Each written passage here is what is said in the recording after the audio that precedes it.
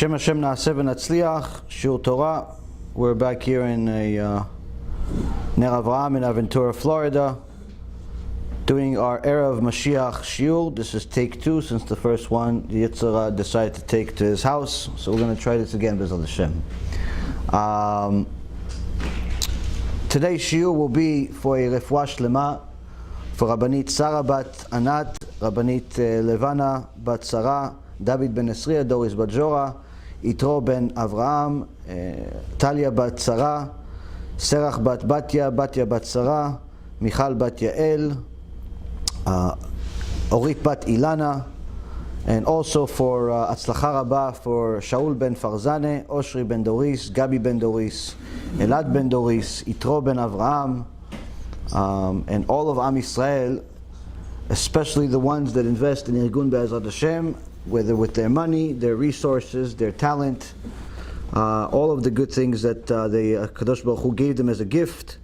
Hashem bless each and every single one of them, and also a very special refuah shlema for Tatiana Yehudi bat Sarah. Kodesh Baruch Hu will give a refuah shlema, refuat nefesh, refuat aguf, and Jose ben Noach. Kodesh Baruch Hu will give him a refuah shlema, refuat nefesh, refuat aguf. So today, as I was saying, one of the difficult things that people have a hard time learning or fulfilling is truly determining the difference between right and wrong. It's one of the most valuable lessons that we're all supposed to learn as little kids, but many of us only learned the very basics, and many times the basics that we learned was based on a biased understanding of whether something is right or wrong. You know, you sit on your parents' lap and they tell you, do this, don't ever go there, don't go there, don't put your hand in there.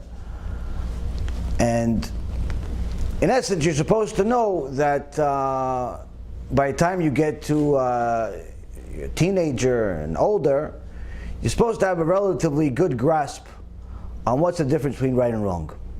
The truth is that the overwhelming majority of people do not know the difference between right and wrong, and many that do simply don't care, because the right and wrong goes against their own interest. And this happens to be one of the poisons that hurts a lot of homes today, where you see young kids were growing up fine, everything was going well, but then one day they decide to go off the derech. They decide that they don't want to stay religious, and even if they were in a non-religious world, they decide to start taking in, consuming drugs and alcohol and do all types of things that they know are wrong. Of course, sometimes it's because of pure ta'ava, the desire, but many times it's not just the ta'ava that gets a person to do such things, especially after they realize these things are not very good for them, but simply because of the hypocrisy that they live in. Where they see their parents say one thing but do another. They see their teachers say one thing but do another. They see their peers do one thing but say another. They see the books say one thing but the world does another.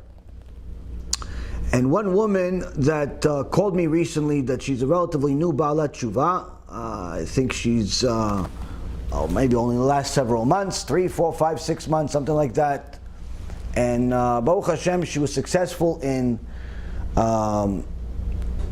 getting a divorce from a goy, in addition to getting her Jewish children, because the halacha is, if the woman is Jewish, even if the father is not Jewish, the children are Jewish. So she succeeded in getting her kids to become interested in doing tshuva as well. And Baruch Hashem, she got them to start learning Torah, and over the last several months, you see each and every single one of them, Baruch Hashem, very, very happy with the new Torah life that they're living.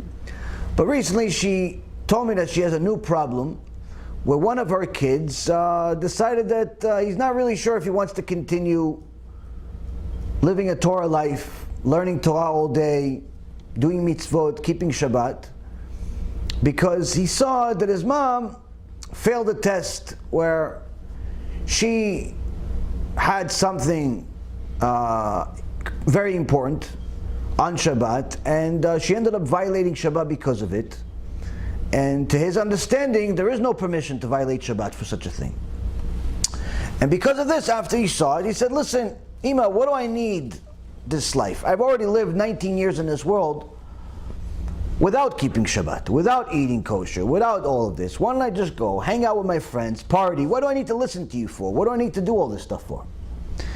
And she had a very, very big dilemma. Baruch Hashem, we've already addressed the dilemma. He's back on course and he's doing okay. But the point being is, why would a kid suddenly leave something he enjoyed?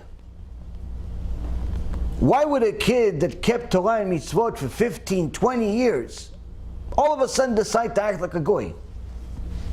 Drive on Shabbat, eat whatever moves, whatever doesn't move, kosher, not kosher, doesn't make a difference anymore. Why? One of the biggest poisons that we have in the world today is hypocrisy.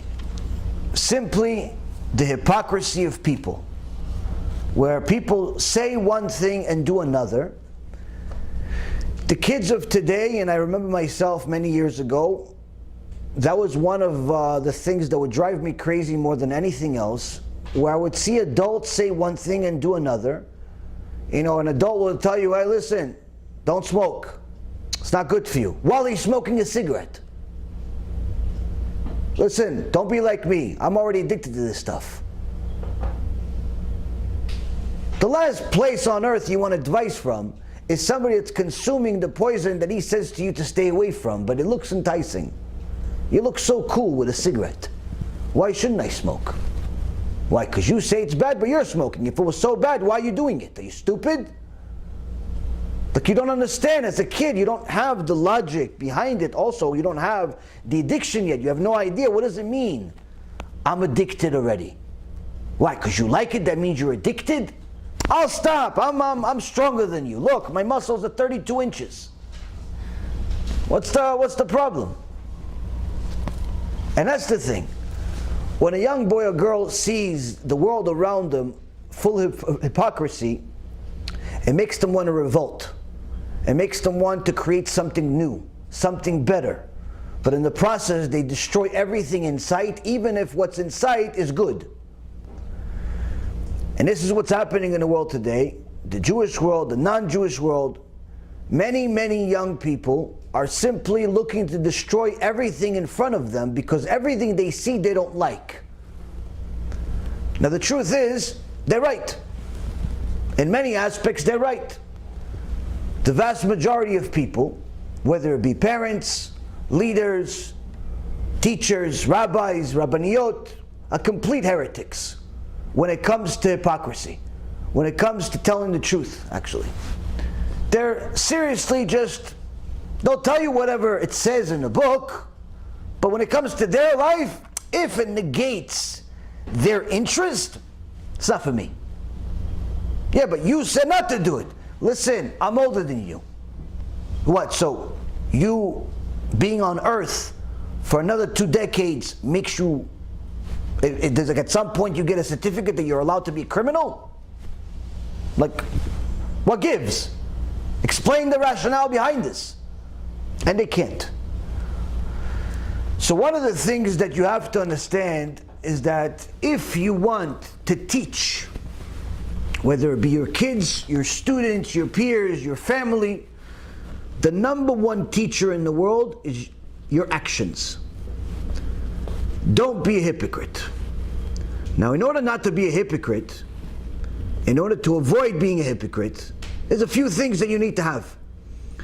Number one, you have to have Yirat Shamayim when it comes to Judaism, strong enough to overcome your own desires, not just their desires. It's very easy to tell somebody, hey, a Mechalel Shabbat's going to get death penalty, you have no Olam HaBa, and you're the one that keeps Shabbat. So you're talking about him, you have no problem telling him he has no Olam HaBa, he's going to Gehinnom, they're going to rip him apart. Why? Because you're figuring you're safe. You're safe. So it's easy to tell him about his punishments. Easy. I can do it all day. Very easy to tell the guy, listen, you go out with the goya, you go out with the goy, you're going to do this, this, and that. Hashem's going to... Easy. Why? Because you're already married, 2 or 3 kids with a Jewish woman. Easy to rebuke the world and tell them they're all wrong. Because you're right. But that's not rebuke. Rebuke, Rabotai Kareem, is to be able to rebuke yourself first. And to be able to tell the truth first when it comes to you. Now, when you're going to give advice to other people, you have to make sure that you're not being a hypocrite. That's where the Gemara says, who among us could actually rebuke anymore? It wasn't saying, chas v'shalom, that the mitzvah of rebuke is being cancelled. Anyone that says that there's no longer a permission to rebuke in the world, or that rebuke is no longer a mitzvah that's applicable to today, is 100% a kofel. That you cannot count on a minyan. Why? Because there's 13 ikarim, there's 13 principles of faith. One of them being is that the Torah will never change. Meaning, not a single mitzvah will ever change. So anyone that says that this mitzvah is no longer applicable, okay, you could go to the next door, there's a church, it's really big, you won't miss it. Why? There's no such thing as a Torah changing. No such thing as Torah changing. Now, the fact that you may not want to rebuke because it's uncomfortable, it's kind of unsettling, gets you into arguments, maybe makes you angry, maybe makes you emotional, and so on. Okay, that's a different story. That we'll deal with in a moment. But to say that the rebuke is no longer, no, you can't do such a thing. But the most important thing when it comes to rebuking is to rebuke yourself first. Because if you're only going to rebuke about what they have a problem with, that's not necessarily rebuke. In fact, it may simply be ego, of you just liking to tell people what to do. So the problem that we have today is that many times people have no problem whatsoever in rebuking the public and their children and their peers about things that they're good at. Oh, you're not allowed to drive on Shabbat, because you're not driving, so it's easy for you to say that. Oh, you're not allowed to go to clubs because you're already old and gray and you don't go to clubs anymore, but when you were my age, you used to go. So now you're saying you're not allowed to go, but you used to go. So how are you going to explain that? Are you going to tell them that you were a fool? Are you going to tell them that you were a loser and you fell for the Yetzer Hara? You're going to tell them, no, but you don't understand. Hey. Once you start with the excuses, go somewhere else. Maybe the guy from the church is waiting for you also. You can't be a hypocrite. You gotta tell people, listen, over here I won, over here I lost. Over here I was right, over here I was wrong. Second you are a hypocrite, everything that comes out of your mouth simply is better off in the garbage. Why? The kids of today are simply not going to be receptive to you. They're not going to be receptive to you. They don't want to hear you. Whether they're your kids or they're your talmidim or they're your neighbors or whoever they are, they're not going to listen to you. Why? You're a hypocrite. You told me don't drive, but you're driving. You told me don't drive fast, but you're driving faster. You told me don't go, but you already live there. What gives? Unless you have a valid explanation that even I, a 16-year-old, can understand, don't bother me. And that's the problem. First and foremost, we have to understand, we cannot be hypocrites. We have to do what we say, and when we fail, we have to admit it. Second thing is, you have to have yirat shamayim. You have to have yirat shamayim. You have to have fear of Hashem in order to overcome your own Yetzer Hara and not fail. Especially when it comes to the big sins. When it comes to arayot, morality. Or in street language, sexuality. Because a lot of people don't think morality is business only. Morality, most of the time, more times than not, means the issues between men and women. If you're going to fail, don't give anybody advice. If you're divorced 3 times, don't give anyone any marriage advice. Maybe you can give divorce advice, not marriage advice. Obviously, you're not good at it. Don't give anyone your pep talk after your 5th divorce. No one's interested. And if they are, they're just fooling you because they feel bad. They're being politically correct. Yeah, wow, you're so good. Wow, you have a lot of experience. What'd you have, 5 weddings? So how much? You probably know the prices by now, by heart. Which is the best hall out of all 5? Don't give anyone advice when it comes to that. Give advice on things you're good at. And most importantly, don't lie, don't embellish, and don't be a hypocrite. Again, I'm mentioning it. Why? You do it, everything that you said that was good now becomes bad. Why? You were a hypocrite on one thing. You were a hypocrite on one thing, I can't trust anything else you say. Now to do all of this, you have to have Yirat Shamayim. You have to have serious fear of HaShem. And that fear of HaShem is not just fear of the punishment and the gory details that we discuss from time to time. Oh, this chamber and that chamber and all of these other things. No, it's not just that. It's fear of failing the test of right and wrong. It's fear of being on the wrong side for a very long time. Too long, to the point where you got used to the wrong and you've made it right. And that's what happens sometimes. People go on the wrong path initially because maybe they don't know, or they're just nonchalant about it. They don't care so much. Like, whatever, one time I'm going to go to this one place. Next thing you know, it's 6 times. Next thing you know, it's 3 months in a row. Next thing you know, it's 3 years. Then they realize their whole life is falling apart as a result of their mistakes, and they want to change. But now they're addicted, like the smoker. They're addicted, like the other types of addicts. They're addicted to the sin.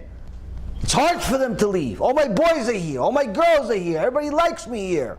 I make good money here. All the stuff. My stuff is that's my stuff. How do I leave my stuff? It's mine. I built this place. You got addicted to the sin and you justify it at that point, and salamat. Person starts living a life of wrong. And that's why the Mishnah in Avot says, "Omer echtav ve'ashuv, en maspikin biyado la'asot tshuva." Someone says, "I'll make sin, and then I'll do tshuva. I know it's not good, but I'll do tshuva later. I'll make a sin here, and then I'll do tshuva." Why? I heard from Rabbi Reuven over here. He said you can do tshuva no matter what. As long as you're alive, you can do tshuva. So I know it's wrong, but one time, Rabbi, one time. I'm just going to one time watch this movie one time. I'm going to hang out with this girl one time. I'm going to go with this boy one time. I'm going to take a little money one time. One time. You know, one time. HaShem has so much to do. One time. Kadosh Baruch Hu says the punishment for such a mentality is that HaShem makes that one time final time. Meaning, you no longer have a desire to do tshuva after that. Now, of course, Kadosh Baruch Hu is much more merciful than I could ever be, and He allows people to do tshuva. But nonetheless, it's not easy. It's not easy at all. Why? You made a joke of the system. And therefore Hashem says, I'm not going to help you do tshuva. You want to do tshuva? You're on your own. No hope. No hope from Shamayim. And anyone that has actually done real tshuva and knows how hard it is to leave the bad that you're addicted to, doesn't want to have such a punishment. Most people, if they're in the beginning of their stages of tshuva, they still don't know what tshuva really is yet, because you haven't given up all the bad stuff, because you haven't really realized yet all the stuff you're doing is bad yet. So in the beginning it's like, what's such a big deal? Well, if you've done serious tshuva already for several years, you've given up a lot of things, you've made a lot of sacrifices for the good, for the better of Olam HaBa, but nonetheless still sacrifice, still pain and agony.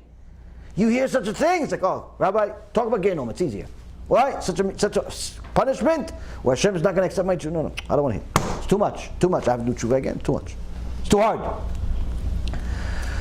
So it's important for us, Rabotai Yekarim, to never be hypocrites, to always say the emet, always live by the emet, even if it's contrary to our desires. But more importantly than anything else, it's critical for us to know the difference between right and wrong. Because that's one of the things that people simply don't do. They don't investigate what's right and wrong, they just simply determine it on their own. They define right and wrong. This looks right, so therefore I do it. This looks wrong, therefore I do it. But the truth is that a human being cannot consistently be correct in his own determination of right and wrong. Why? At some point you'll become biased. At some point that decision will be something that you're influenced by. Chacham Shalom Cohen, the head of the Shas in Eretz Yisrael, when he was given the position of being the head after Rav Ovadia, the head of the Shas, he was given a driver. The driver, very big position, head of in essence, most of the religious people in Israel. His decisions make an impact in all of Judaism around the world. Big tzaddik, big chacham, needs to have a driver. He can't waste time. Parking, driving, no, needs to do big things. Very normal. On the first day, he comes out of his house, and he says, "Oh, Kvod Harav, here, right over here." He goes, "Who are you? Who are you?" He says, "I'm your driver. Rav Edri sent me to you, and I'm your driver. Let's go home. Go home, I don't need you. You're fired." The poor guy went to Rav Edri, and he says to him, "Listen, I got fired. What do I do? Aryeh Edri. What do I do?" And he says, "Let me call the Chacham, see what happened. Maybe he didn't like you, maybe this, maybe that." So Aryeh Edri calls Rav Shalom Cohen, and he says to him, "Kvod Harav, what happened? Why'd you fire the driver? You didn't like him, this, that?" He says, "Aryeh, listen to me. I don't want any favors from you. I don't want you to give me a driver, and I don't want you to give me anything. Because I want to make sure that when push comes to shove, and I have to rebuke you for something that you're doing wrong, I have nothing that's making me bias. We're both on the same team trying to do something good, but most importantly, the Torah is the one that's going to lead us. You suddenly give me a driver, and I would say, you know what, Aryeh wasn't really right when he said such and such. He wasn't really right when he said such. Why? Because the Torah says otherwise. But you know what, if I say something to Aryeh, he's going to take away my driver. He's going to take away my parnasa. He's going to take away this, he's going to take away that. He said, Aryeh, I don't want any favors. I don't want anything that's going to distort my Torah in my head and my ability to rebuke you. So in order to really, truly be somebody that is going to be able to practice their right and wrong and never be a hypocrite, you have to prepare ahead. Not only learning Torah and knowing what's right and wrong, but you have to prepare ahead and know what certain things that are going to come in your way. But the most important thing is the acknowledgement that right and wrong cannot be determined by you. Right and wrong can only be determined by an unbiased party, and the only unbiased party that exists in the world is HaKadosh Baruch Hu himself. He is the only one that can tell you right or wrong, allowed, not allowed, yes or no. And to know what HaKadosh Baruch Hu says, we go to the Torah. We go to the Torah to see what Torah says. That Torah says this, that Torah says that. That's what we do. Now, when a person does that, in the beginning, it's a little difficult. Why? Because in essence, the first reality check is that your opinion doesn't count. Yeah, but I want to go. Well, it doesn't matter you want to go. Yeah, but I want to do. Well, it doesn't matter what you want to do. Torah says no. So in the beginning, it's a little difficult. Why? Because it destroys your ego. You no longer say, what do you think of this and what do you think of that? You start looking at things based on, is this allowed or is this not allowed? You no longer think, oh, I'm going to do this. You start thinking with, can I do this? You no longer think, I'm going to go there. You start thinking, can I go there? Is it allowed to go there?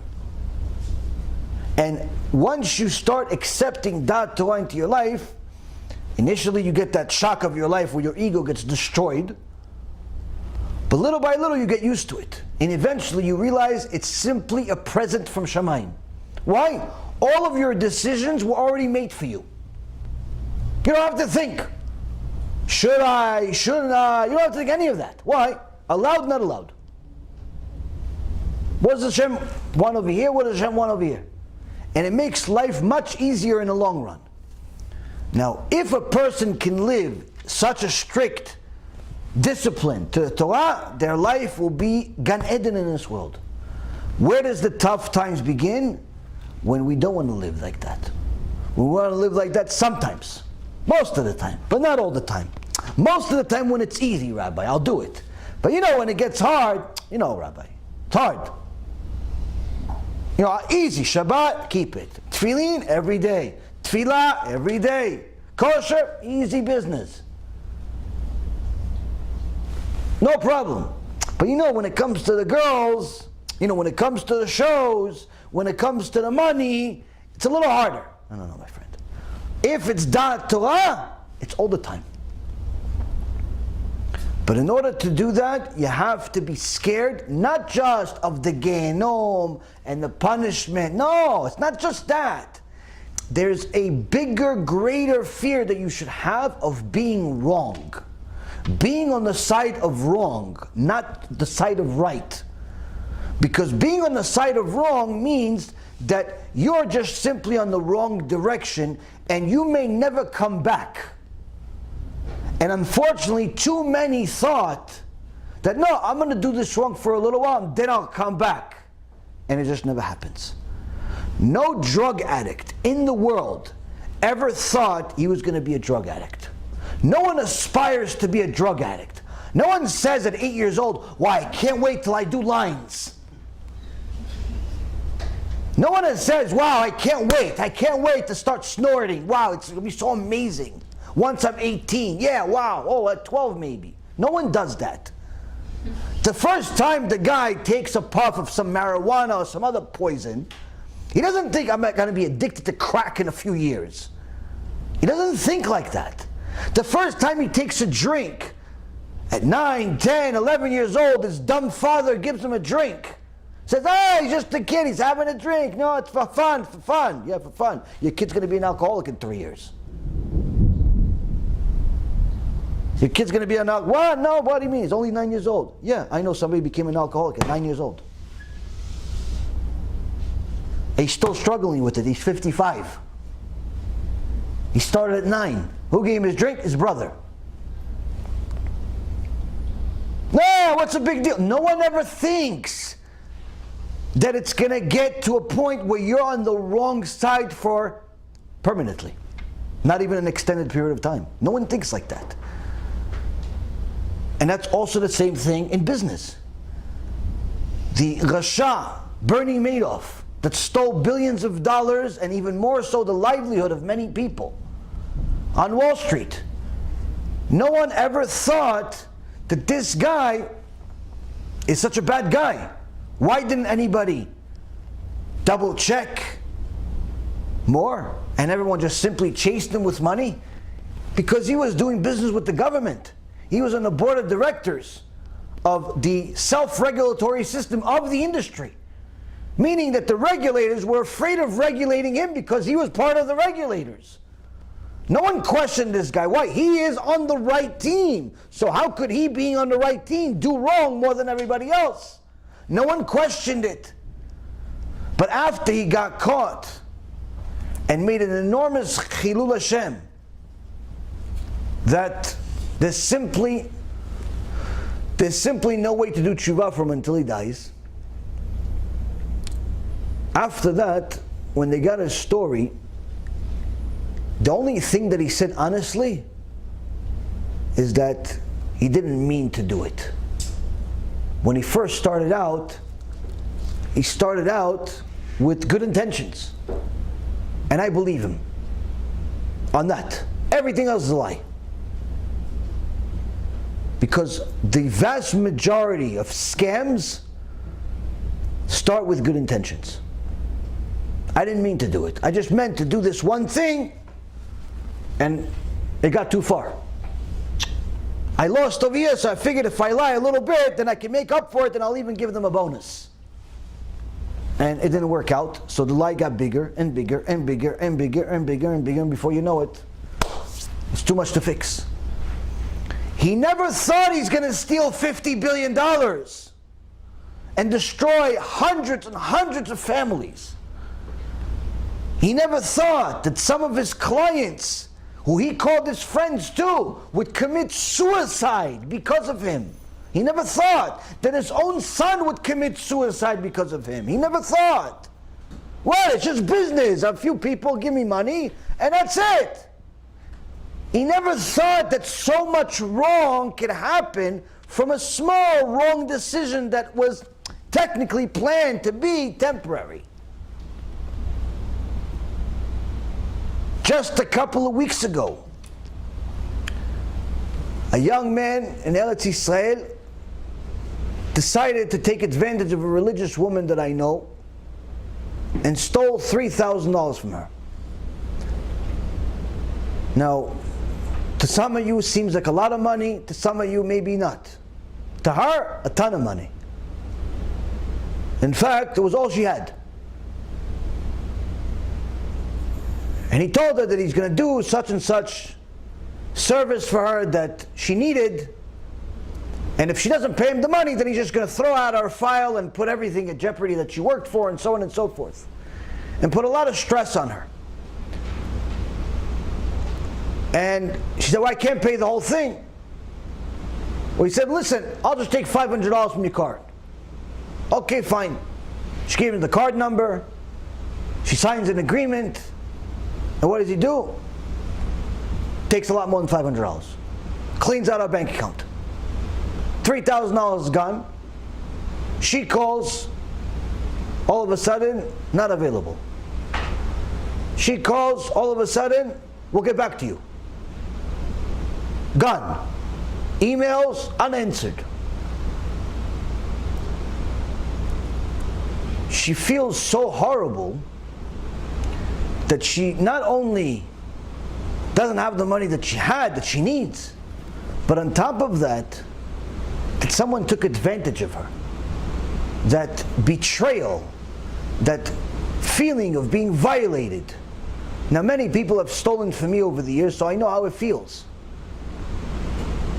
And I don't know how many things are worse than that. But nonetheless, this guy, when he took the money, what did he think? Okay, it's a little wrong, that I'm going to do right with. I'll pay her back at some other point.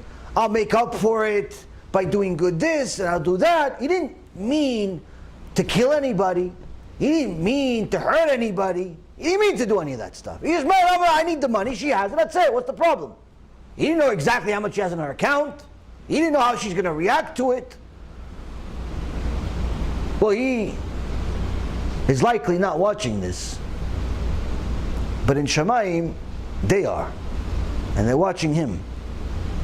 And right now, he's decreed a murderer. Why? But because of all of the anxiety that he caused this poor woman, she started bleeding and ended up having a late miscarriage.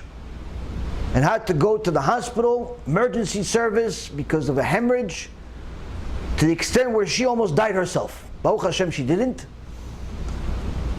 But this guy that wanted to do a little wrong, to hopefully do a little right later on, right now he doesn't realize he's a murderer.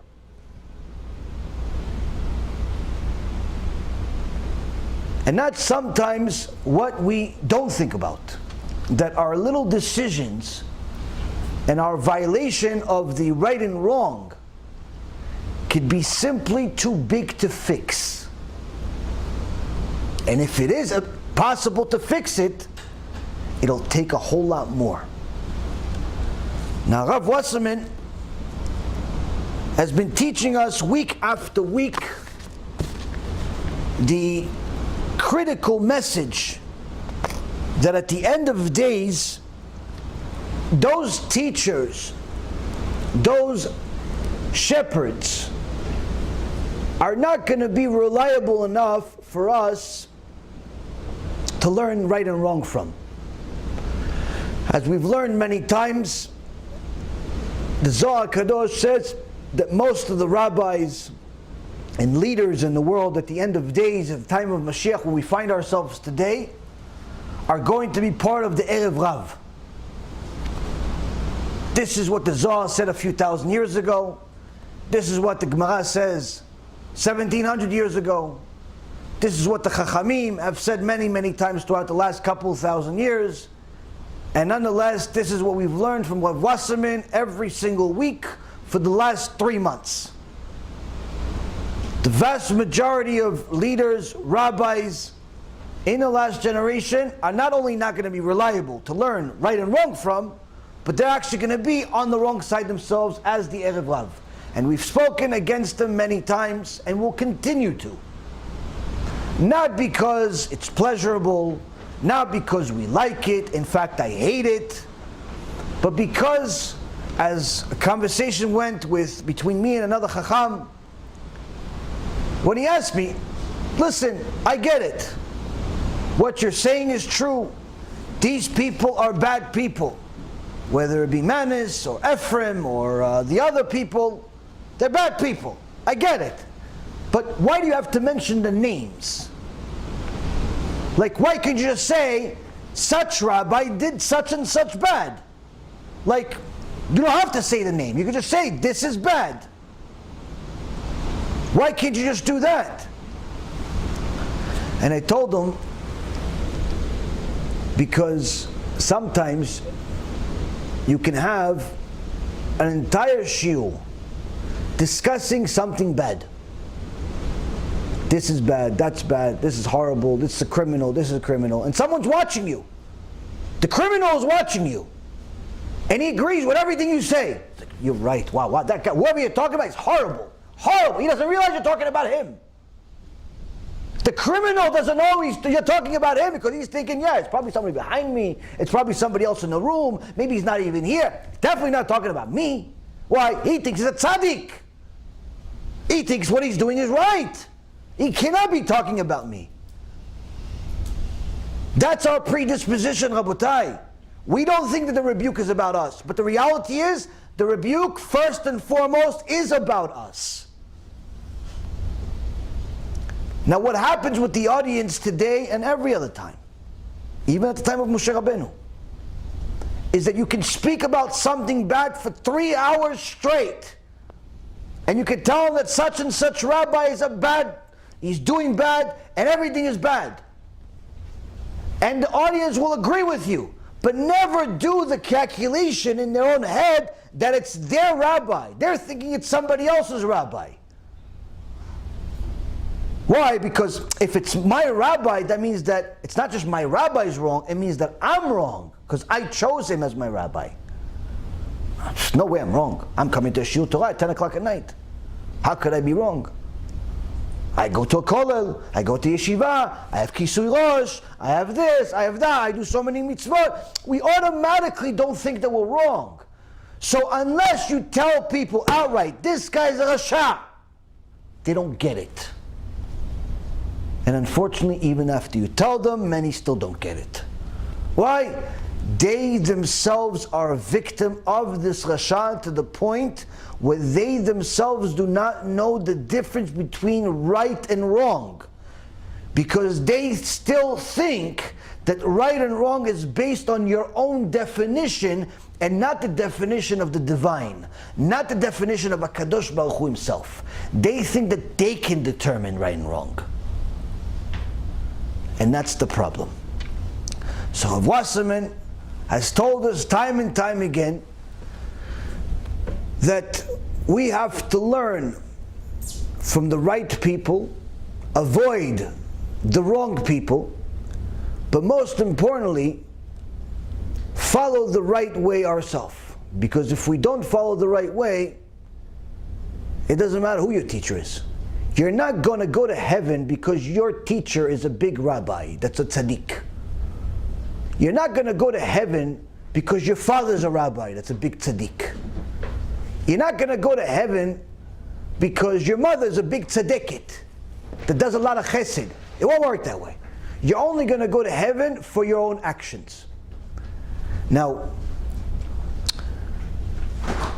Rav Wasserman has told us that before we determine who we're going to learn from, who we're going to read their books, where we're going to invest our time and money, and so on and so forth, we have to already come with skepticism. We cannot simply just take everything at face value. We have to ask questions, we have to make sure we have sources, and so on and so forth. Now, in the last several weeks, Rabbi Wasserman has told us that, according to the prophets, the biggest reason of why Am Yisrael has not done tshuva yet is because of the shepherds. But now he continues, and he says that for all of those people that are going to say, listen, I had a bad rabbi, so it's not my fault, right? So he quotes Amos, chapter 9, verse number 10. And Amos says, "B'cherev yamutu kol chatei ami, האומרים לו תגיש ותקדים בעדנו הרעה." Amos says, they will perish by the sword, all the sinners of my people, those who say, not because of us will the evil approach any sooner. The prophet Amos says a prophecy not just for his time. As the Gemara in Masechet Megillah says, Am Yisrael had over 1.2 million prophets throughout the ages, but only 55 of them are mentioned in the Tanakh. Only 55. Why only 55? It says because only 55 had the merit that whatever they said is permanent, is something that's for all generations. Meaning that anything that's written in the Tanakh is for you, and not just the generation that he spoke to 2,000-3,000 years ago. Now Amos says the following. He says that all of these sinners, which sinners? He says the sinners before Mashiach comes. All of those sinners, they'll die by the sword. They'll die by the sword. Why? Why are the sinners going to die by the sword? Because they were nonchalant about the problem. They were saying, listen, what? HaShem cares about my Chilul Shabbat? HaShem cares about my this and my that? What does HaShem care about this stuff? What, it's my fault that there's corona in the world? It's my fault that there's pedophilia? It's my fault that there is people stealing? No, whatever, I'm doing my thing. I'm doing my wrong and my right. You guys do whatever, you worry about you. The prophet Amos says, no, my friend. You thinking that you could just simply do whatever you want, you can support the bad people, you could be one of those bad people, that alone is going to bring bad to the world. Now, the Chofetz Chaim, Rabbi Wasserman continues, commented on this verse, in the name of the Zohar Kadosh, that the decree of death by the sword gave place to one of poverty. Meaning that before the Mashiach comes, poverty will be rife in Israel. As the prophet Tzvi was a later prophet, who says in chapter 3, verse number 12, "V'ish'arti bekirbecha am ani v'dal, v'chasu b'shem Adonai." And I will leave in your midst a humble and destitute people, and they will take shelter in the name of Hashem. So the prophets are telling us that before Mashiach comes, sinners are going to die by the sword, meaning by the war of Gog and Magog, where the prophet Zechariah discusses details, horrible details of the last war, where 2/3 of the world die in a very short period of time, and the last third are also tested and refined. Kadosh Baruch Hu calls it refining them like you refine gold and silver, meaning it's not going to be easy for anyone that wants to see Mashiach. It's not going to be just a walk in the park. It's going to be a very difficult time. But nonetheless, the wicked, he says, the wicked will die in that war.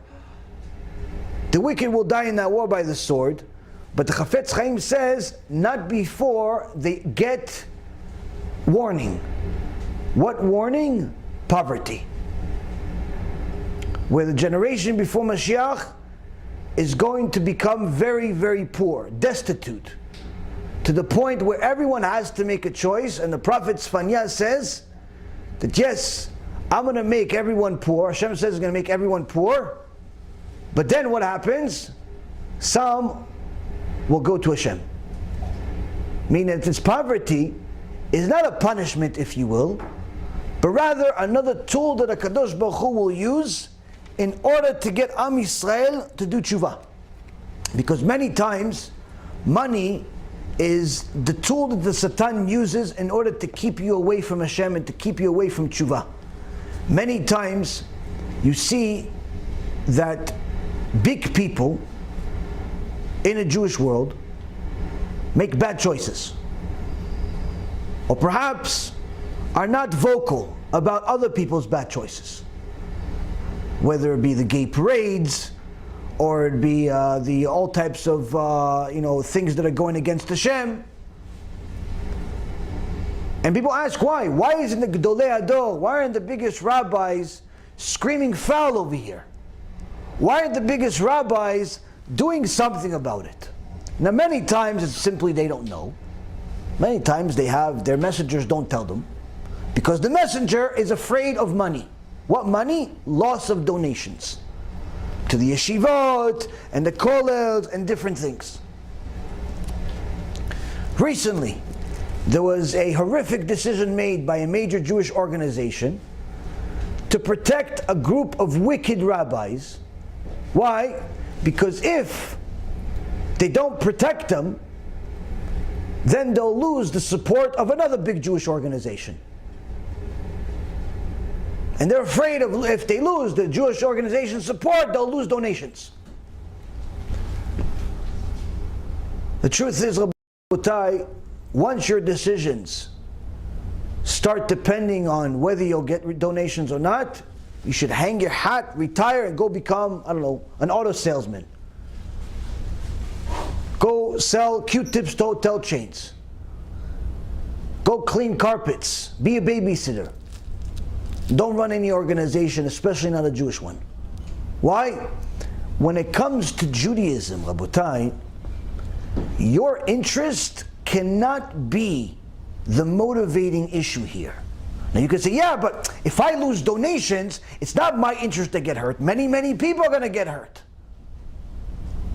Yeah, but many people getting hurt is a possibility. It's a possibility that if, let's say, you don't get the support of such and such organization, many people, maybe they won't support you, maybe not. But you making the wrong decision and supporting the wicked people, that for sure many people are going to get hurt. That's a certainty.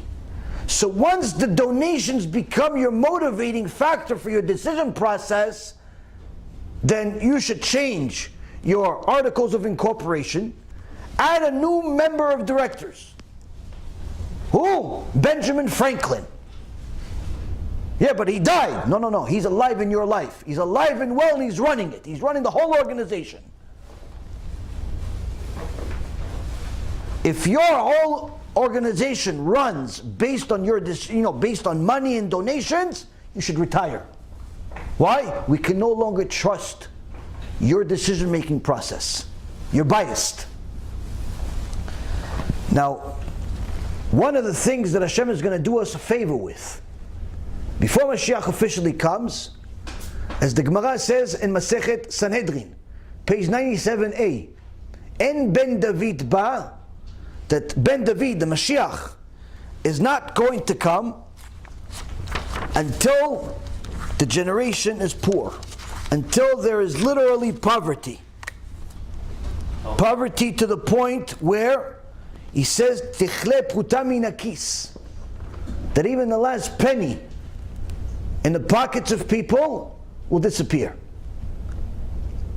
Now, the Chofetz Chaim continues, Rav Wasserman says, and he says, those whose riches are still in their possession, Let them not take comfort in vain fancies that their wealth will endure with them indefinitely. For the Jewish people will be left like an empty vessel before Mashiach comes. Had they but sense in their heads, surely they would know now how to make use of this money while there's still yet time. Rav Wasserman says, there are some people that they're already struggling. Even before Corona, they were struggling. Today, they're simply starving. A lot of people like that, unfortunately. But then there's a lot of people, especially here in America, that not only they're not struggling, they're doing great. Some of them even made money from this Corona situation. Some of them even made money because of how the market is volatile and so on. Some are okay. Some lost, but they're still doing fantastic. Some made a ton or have a ton, where even after a loss of 10, 20, 30% of their money, they still have a lot. And Chofetz Chaim says to those people, you have riches. You think that those riches are going to help you before Mashiach comes? Why? Because you bought a house in Israel, or 2, or 3, or a building or 2. You think that's going to help you? He says, Torah specifically tells us clearly not to take any comfort in our wealth, because it won't endure.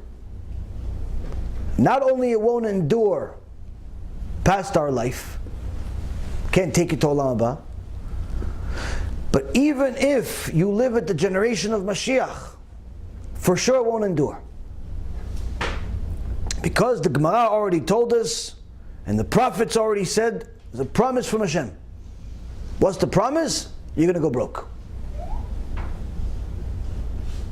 How much did you make? 10 million? It's going to be 0. No, I made 100 million. 0. What do you mean? You tell me that the guy from Vegas that has 50, 60, 70 billion dollars? 0. 0. Before Mashiach comes, if he survives, 0. 0. Who's going to have money? Well, according to Torah, nobody. Nobody. Maybe there'll be some protected few, which we'll discuss in a moment. But generally speaking, 0. Why? That's one of the tests. To all of those people that are worried, oh listen, I'm saving for a rainy day, I'm saving for retirement, and so on and so forth, the Chofetz Chaim says, you fool. Do something useful with this money while it's still here. While you have something, while you have the ability to utilize this money to do something with it.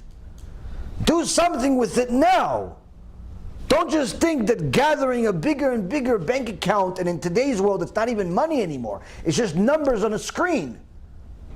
At least in the old days, people could have a way to, enjoy their pleasure of of money by actually having something tangible, something physical. Today, nobody has that unless you're a drug dealer. Nobody has a safe full of cash. Even the banks don't. What do you think? That you deposited $10,000 in the bank actually keeps your money in the bank? The second you give it to them, they send it somewhere else. It doesn't stay in the bank. If you want to take a big money out of a bank today, like more than the usual amount, you want to take $50,000, $100,000 out of a bank, you have to make an appointment. Why? They don't have the money. What do you mean? But I gave them the $50,000 last week. Yeah, 30 seconds later they got out of the bank. What do you mean? What's the bank for? Nothing really. Just show face. Yeah, but why is it such a big bill? I thought that in the back there's a big safe. Yeah, that's just for show. It's like the movies. There's no money in the safe.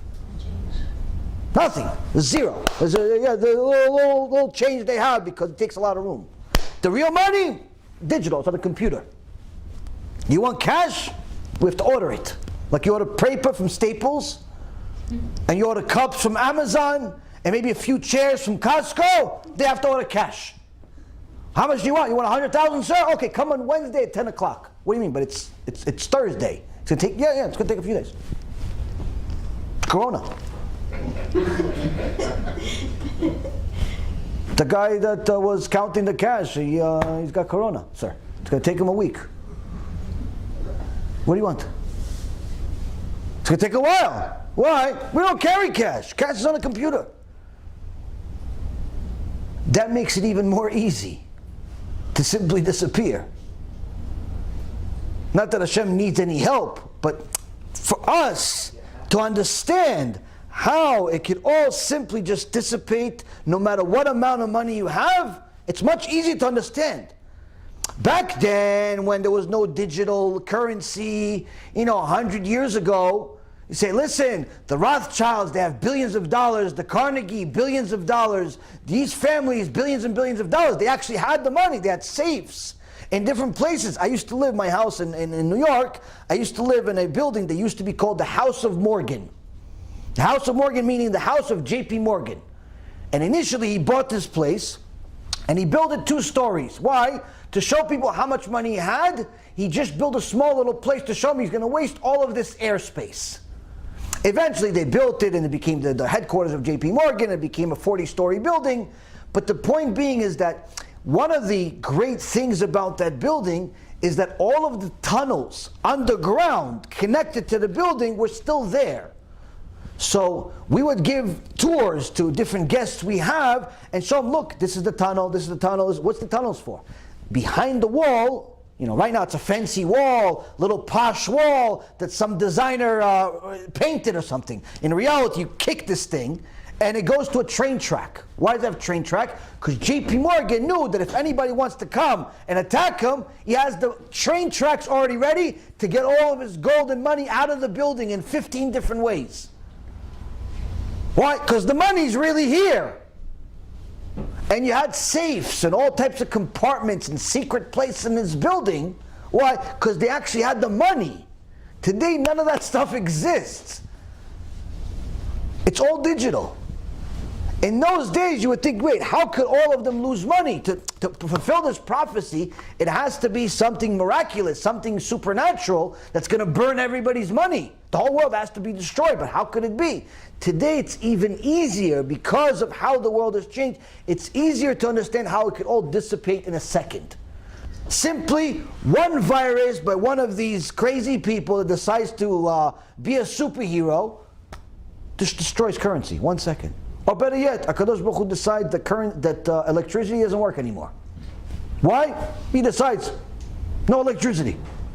There's 1.5 million different ways, infinite amount of ways that Hashem has, but the point I'm trying to bring home here is that for you to understand that for the balance sheet of the entire planet to all be equal, meaning all of us have the same amount of balance of zero, is definitely possible and actually easy. Easy. Why do we need to know that? Because the more we understand how real this is, the more we understand how real the rest of this stuff is. Now, the Chofetz Chaim says to all of the people that have a nice balance sheet currently, and he says don't place too much comfort in your wealth because it won't endure. And he tells them to use this money while there is still time. What does it mean to use this money? What, buy more houses? How many houses can you live in? Buy more cars? How many cars can you drive? The more cars you drive, the less likely you are to drive at all. The more cars you own, more likely you don't actually drive anymore. You have a driver. The people that you see, oh yeah, this guy's got 15 cars. Yeah, he doesn't drive at all, he has a driver. So why does he have the cars for? To show for TV or something. Well, he can't drive anymore. Why? If he drives, somebody's going to kidnap him and take the car and the money.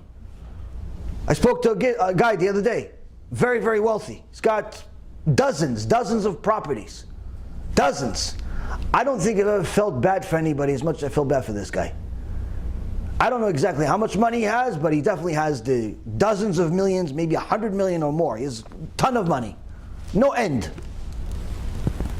All he has is money. Poorest guy I've ever met. What is life? He said he doesn't leave the house because he's constantly scared that someone's going to kidnap him. It's got 100 million or plus, but he doesn't leave the house. Doesn't leave the house. Why? Scared someone's going to kidnap him. Why? It happened once.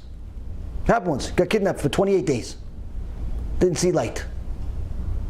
So imagine, $100 million, but you're not allowed to leave the house. Why? You're scared to death. Better off to be homeless. At least you live outside, see some people. Seriously. Miserable. Nightmare. That's life. Now, many people take comfort in their wealth. They say, listen, I have all this money, I have all this. Chofetz Chaim says it's a mistake. You have to invest your money. But where? Where do you invest your money? Well, Chofetz Chaim was an investment advisor. Was he licensed with the Series 763? Was he an options principal? Was he on Wall Street? Well, what is he investing in? So Rabbi Yaron continues and he says, 20 years have passed since the Chofetz Chaim uttered these words. For us, it's 100 years, 110 years. And now they have come true in their entirety in regards to the majority of the Jewish people. The Gemara prophesies such a state. As it says in Masechet Sanhedrin, page 97a, the son of David shall not come until Pruta ceases from the purse, meaning that there will not be a single penny in the purse. So here Rav Wasserman tells us first the prophecy, then he tells us how the Chofetz Chaim confirmed it, and then he tells them, I'm seeing it happen. When? In my own day. At the time right before the Holocaust, the Nazis, Yimach Shemam V'Zichram, simply took everything that the Jewish people had. Paintings, buildings, businesses, bank accounts, hundreds and hundreds of millions of dollars or billions of dollars worth of gold and jewelry and precious coins and so on and so forth. Till this day, there's an enormous amount of stuff that was taken from the Jewish people and never returned. Till this day. And the truth is that all of the people that lost the money, they weren't poor people. A lot of them were rich people. That's the people that lost the most, were the richest people, which were also the people that felt the most secure against the Nazis. They figured that if the Nazis end up being as bad as people say they are, I'll just pay them off. Like if these Amaleks end up being what people think they are and conspiring they are what they are, then wherever they come to me, hey, let's go. No, hey, Mr. Nazi, nice to meet you. Hold on 1 second. Here, I prepared for you a nice check and a suitcase. Here you go. You know what the Nazis did? They took the check, they took the suitcase and everything else, and you still went to the train.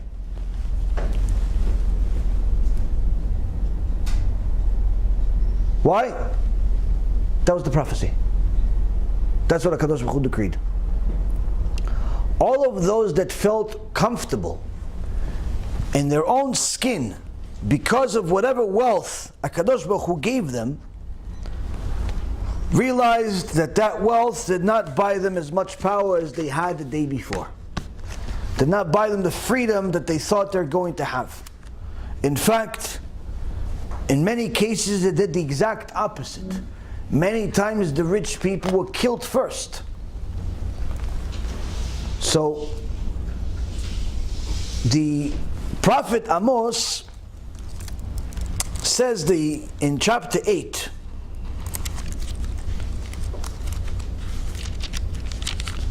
that before Mashiach comes,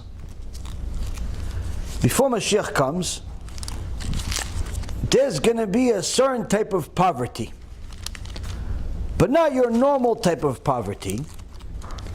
But rather he says that people are going to be very, very poor.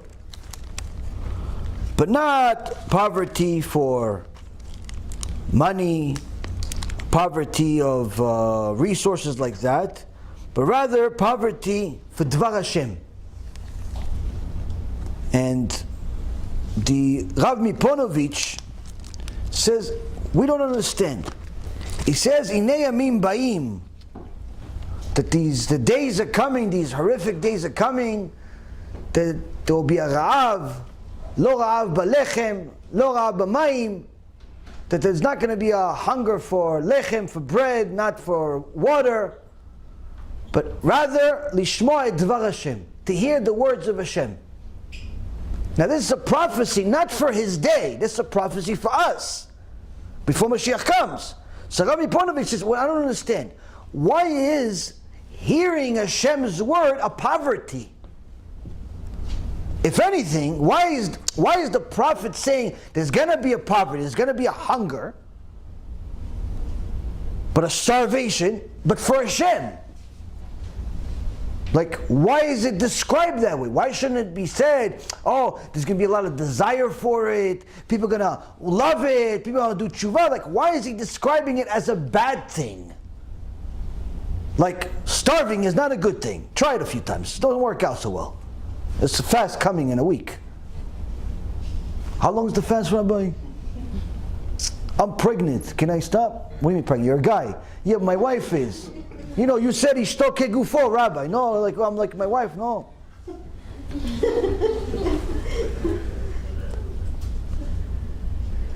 I see my wife eating all the time. Why I can't eat either? So the Rabbi Ponovich says, why is there a description by the prophet Amos that there's going to be a starvation before Mashiach comes for Dvar Hashem, for the words of Hashem? And he says, I only understood this pasuk after I saw and heard what happened in the Holocaust. So you see, in the Holocaust, everybody was the same. You were a billionaire a day before, didn't make a difference. You were wearing the same horrible clothes, one outfit for 10 years, no showers, no food, no privacy, no freedom, no nothing. Seeing dead people around you, suffering, anguish and pain 24 hours a day. Even if yesterday you owned a building and had 5,000 employees, today you are the same with your employee, no difference. And now the starvation and the Holocaust, the Rabbi Ponovich says, was so horrible. Most people didn't die from getting shot. Most people died from starvation. Where if you found the peel of a potato, the peel of the potato, not the potato, the peel of the potato that most of you don't eat. The peel of the potato, that was a ma'adan, that was like a dessert, that was like, wow, you're rich. What happened to your selective and delicate taste? Or how you were able to decipher this steak is that type of steak, this meat is that type of meat, this fish is that type of fish. The day before, someone gave you a dish and no, it's not hot enough. No, it's not enough salt. No, put a little pepper on this one. No, put this one another 5 minutes. Heat it up for another 5 minutes. No, make me the tea, but don't burn the tea. Yesterday you had a delicate taste. You were able to decipher a wine that came from this country or that country. Now you're celebrating because you found a peel of a potato? Rabbi Ponovich says, that's when I understood this pasuk.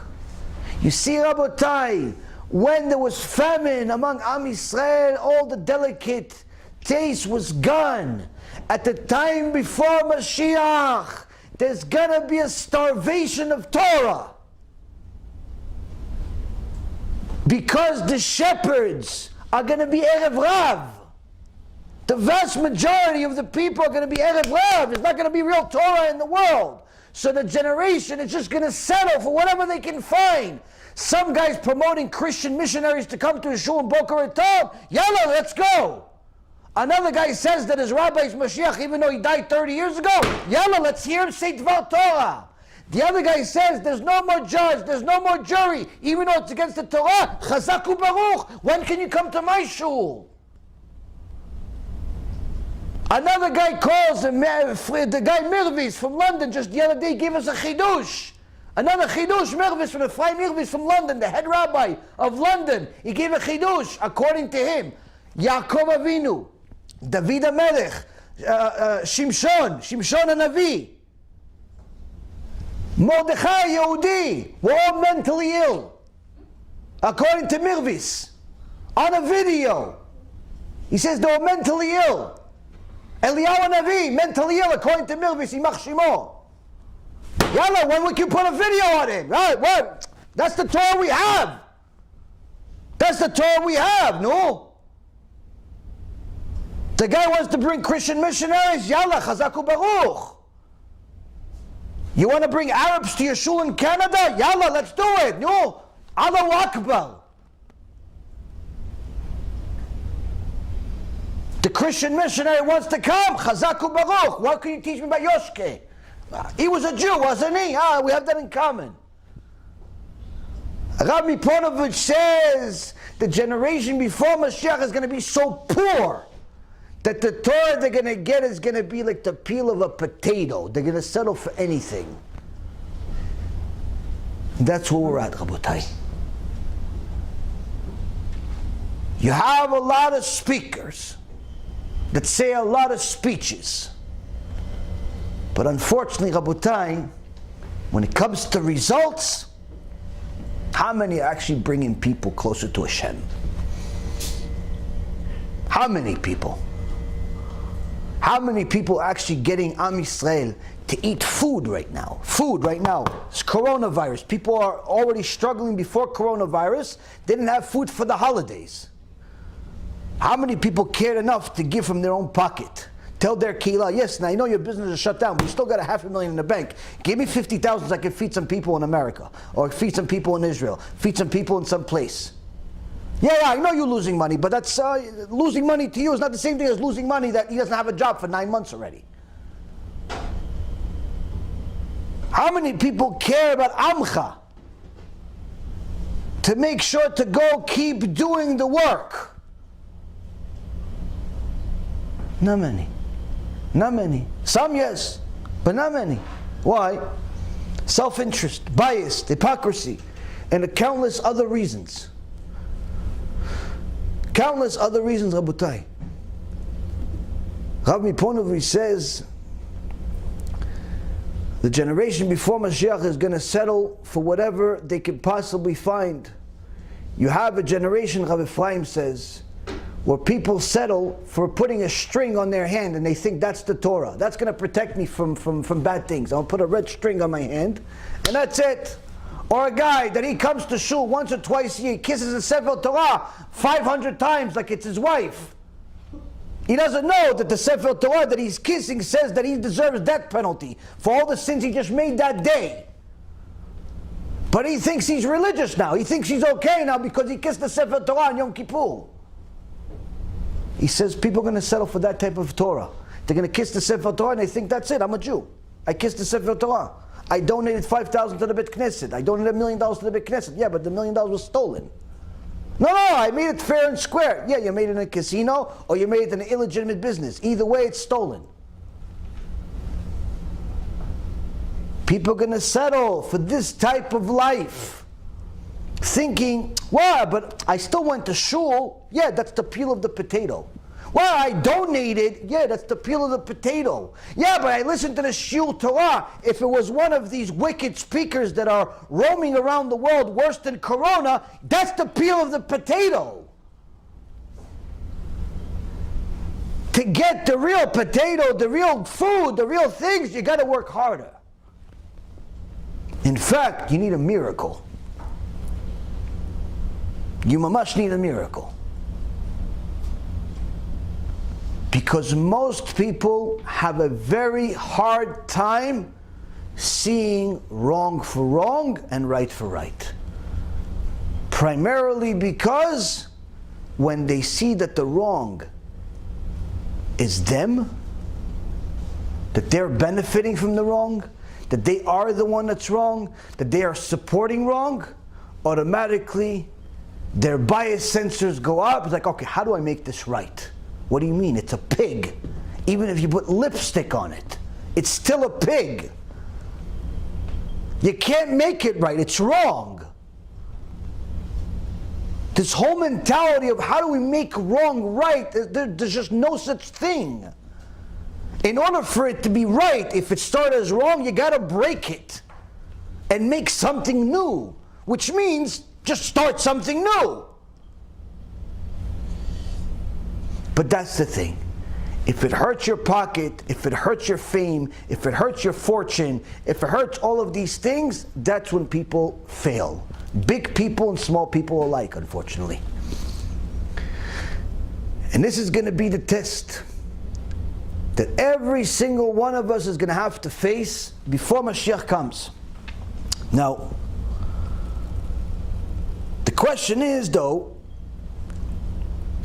what was the Chofetz Chaim talking about when he said that those that already have a little bit of money, 5,000, 500,000, 5 million, 500 million, whatever the amount is, if they knew what's good for them, if they had any sense in their head, meaning if they used their common sense, they would know how to make use of their money while there's still time. Now, the Gemara says in Masechet Gitin, page 7a, if one sees that he's losing money, he should make it into tzedakah. Meaning, you just lost $3,000. What you should do? Most people say, oh, you should pray for HaShem to give you back the money. You should go ask the rabbi, why did such a thing happen to you? Maybe you could do a tikkun. Come on, already gives you an answer. Says you lost money? Okay, so give tzedakah. Shouldn't it be the opposite? Rabbi, like if you make money, you give tzedakah, you give maaser, once you make money, Gemara says the opposite. Surely, once you make money, you have the obligation to give maaser, you have the obligation to give tzedakah, even if you don't have a lot of money. Every Jew has to give tzedakah every year, prutai at least. If you make an income, you give maaser, no problem. But this is not what we're talking about here. This is what we're talking about. Somebody didn't make money. In fact, he lost money. She lost money. And the Gemara says, you lost money, go give tzedakah. So what's the pshat? What's the pshat? The husband of this woman that lost the $3,000, he gave me the pshat on this. He gave me the pshat on this. What did he say? He said, oh, we just lost $3,000. I said, oh, Bezrat Hashem. He goes, what Bezrat Hashem? Right away, I took money, whatever I had, and I started giving tzedakah. He says, that's what the Gemara says, give tzedakah. I said, what's the pshat? What do you mean, you just lost money? Shouldn't you, Hashem took it, get it back, pray for it, something? I don't know, what do you mean? You lost money, you're giving more? He says, yeah. Why? He says, because Hashem's telling you, I took the money because you sinned with money. I took the money because maybe you didn't give enough tzedakah. I took the money because maybe you didn't make it the right way. I took the money because of such and such reasons that Hashem has an infinite amount. You want to show me that you understand that it's me that took the money and not the guy from some company and not the customer that reneged on a trade and not the customer that didn't want to buy but he said he wanted to buy and you already bought the goods but then he doesn't want to buy them.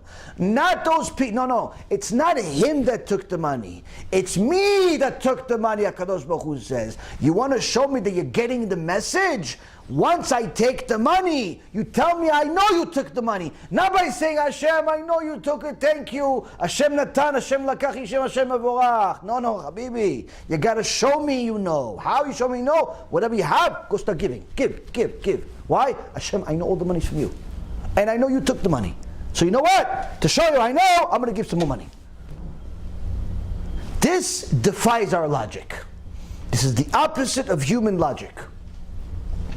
Our logic is, once I make more, I'm going to give more. 1.5 million times a week, I hear, listen, I would give more if I had more. I wish I had more. Can I pray? Can you pray for me to win the lotto? I promise, Rabbi, listen, if I win the lotto, I'm giving you my chomesh. I'm giving you 20% at least, Rabbi. Reminds me of the joke. One guy comes to Rabbi, says, Rabbi, listen, pray for me to win the lotto. Pray for me to win the lotto. The guy prays, nothing happens. Same guy goes to the church, says, listen, Reverend, pray for me to win the lotto. 2 days later, he wins the lotto. Buys a fancy car, he's with his friend, and he passes a neighborhood, and he passes the synagogue, and he passes the church. And he starts laughing. And his friend says, why are you laughing? He says, because the Jewish God knew I was lying to the Christian. I'm not going to give anything. A million people say, oh, I'm going to give. If I win the lotto, I have more. If I make this deal, I'm going to give. I'm going to give. HaKadosh Baruch Hu says to you, no, Habibi. It's not just if I give you more, you give more. You have to know that it's already me that's giving you and it's already me that's taking from you. Liya kesef v'liya za'av ne'um Hashem tzvaot, HaKadosh Baruch Hu says to the prophet. Mine is the money and mine is the gold, says God, the master of legions. Everything is mine. If you lost, you give tzedakah. If you made, you give tzedakah. Why? Because by that, you're showing that you know where the money's coming from. And you know who's taking it and who's giving it. That's where the Gemara says that when a person sees that he lost money, he should make for him some tzedakah. Now then the Midrash, in Yalkut Shimoni, on Kohelet, Ecclesiastes, says that if you give tzedakah, make sure it's for those who toil in Torah. So HaRabim say, why toil in Torah? Whether it's people toiling in Torah in a kollel, or toiling in Torah by publicizing Torah, doing Kiruv, and so on, just do that. This is why. This is because those people are fulfilling the whole purpose of creation. Surely you know, HaShem didn't create the heaven and the earth, all of the different chemicals in the world, all of the different rules that this world has, whether it be gravity or the amount of oxygen in the world and so on and so forth, all of the different faces, males and females, with bodies that look alike but are very different, personalities that sound alike but very different, all different matches, all different personalities, all different fingerprints, all different fruits, all different colors, all different shapes. He didn't make all of these things just for that guy that runs Coca-Cola, so he can sell Coca-Cola. He didn't make all of these different things just for some guy to sell more phones. He didn't make all of these things for some guy that's building houses. He didn't make all of these things so you can have a big bank account in the year 2020. Surely you realize that in your head, that the master of legions, the Melech Malchei HaMelechim, surely did not create all of his magic, all of it, just for you to get a more expensive t-shirt. Like, surely you could comprehend that the world was not created for that. So then you have to ask, what was it created for? If you believe in the Torah, you already understand it on page 1. Bereshit. Bereshit means for the Torah. Bereshit means for Am Yisrael, fulfilling the Torah. Bereshit, Rabotai Yekarim, HaKadosh Baruch Hu tells us all the secrets we can possibly ever want. The whole world exists for Am Yisrael to fulfill the Torah and be a light to the nation so they can follow suit as well. So if a person takes and supports the glorifying of Hashem's name by publicizing his Torah, what does he become? He becomes a partner in creation. Now then the Torah says that we have in Sefer Vayikra a scary curse and a wonderful blessing. And Sefer Bamidbar, I'm sorry, where the Gemara in Masechet Sanhedrin, page 99b, says, Rabbi Meir says, one who learns Torah and doesn't teach it is decreed Udvar Hashem Baza, for he scorned the words of Hashem, based on the verse in Bamidbar, which Numbers 15:31. Someone learns Torah but doesn't teach it to other people, he's considered as if he scorned the Torah. Okay, but that's a person that learns Torah all day, and he doesn't, you gave him money to go learn Torah, but he doesn't go teach. He decides that I'm going to keep it for myself. He only teaches himself. Not good. Now surely he has to learn for a little while to know what he's talking about and get a permission from his Rav to go teach. He doesn't go teach on day one. He did tshuva 6 months ago, I want to be a teacher. No, it doesn't work that way. First and foremost, you have to know. Second of all, you have to have verification that you know. Where does that verification come from? From your Rav. Your Rav tells you know enough to go teach. You don't just decide for yourself, I'm going to go teach.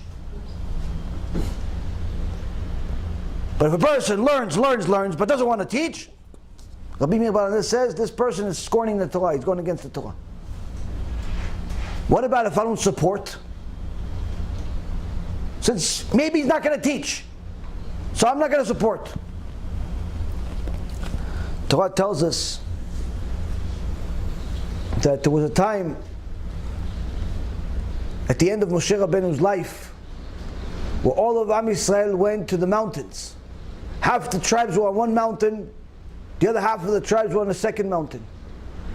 One half said all of the brachot. It says, Baruch, Asher Yakim et Divrei Torah Azot.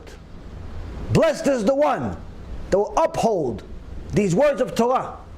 And all of Am Yisrael, millions of people, at one time, said Amen.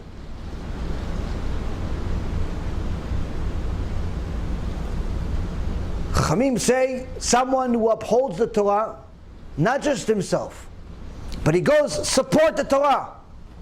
I'm going to go invest in the yeshiva. I'm going to invest in Kiruv. I'm going to invest in publicizing the Torah. I'm going to invest. Torah says, Baruch. You're upholding the Torah. But then that very same parasha, just several verses later, says, Arur asher lo yakim divrei Torah. Cursed is the one who does not uphold the Torah. And all of Am Yisrael said Amen. Anyone that gets in the way of the Torah, either by going against the rabbis that are actually helping do tshuva, going against the organizations that are helping people do tshuva, going against the Torah itself, making fun of it, telling people don't learn it, or worse yet, doesn't support it himself, doesn't put money on the table to do it when he has, not when he doesn't have. HaShem knows what he has.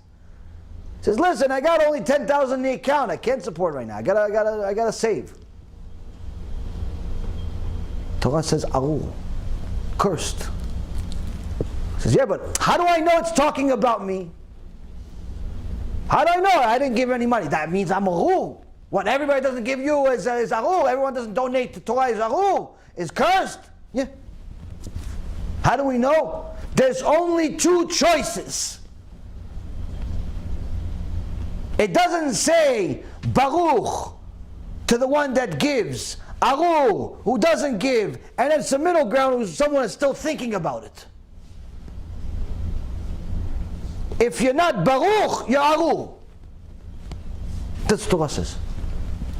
That's a difficult dilemma. Why? Because people have a tough time giving. Especially now, when not everybody is benefiting financially from the dilemma we have in the world, to say the least. In fact, it's becoming more and more difficult to give. They say in the name of the Arizal, any mitzvah that causes you to become stingy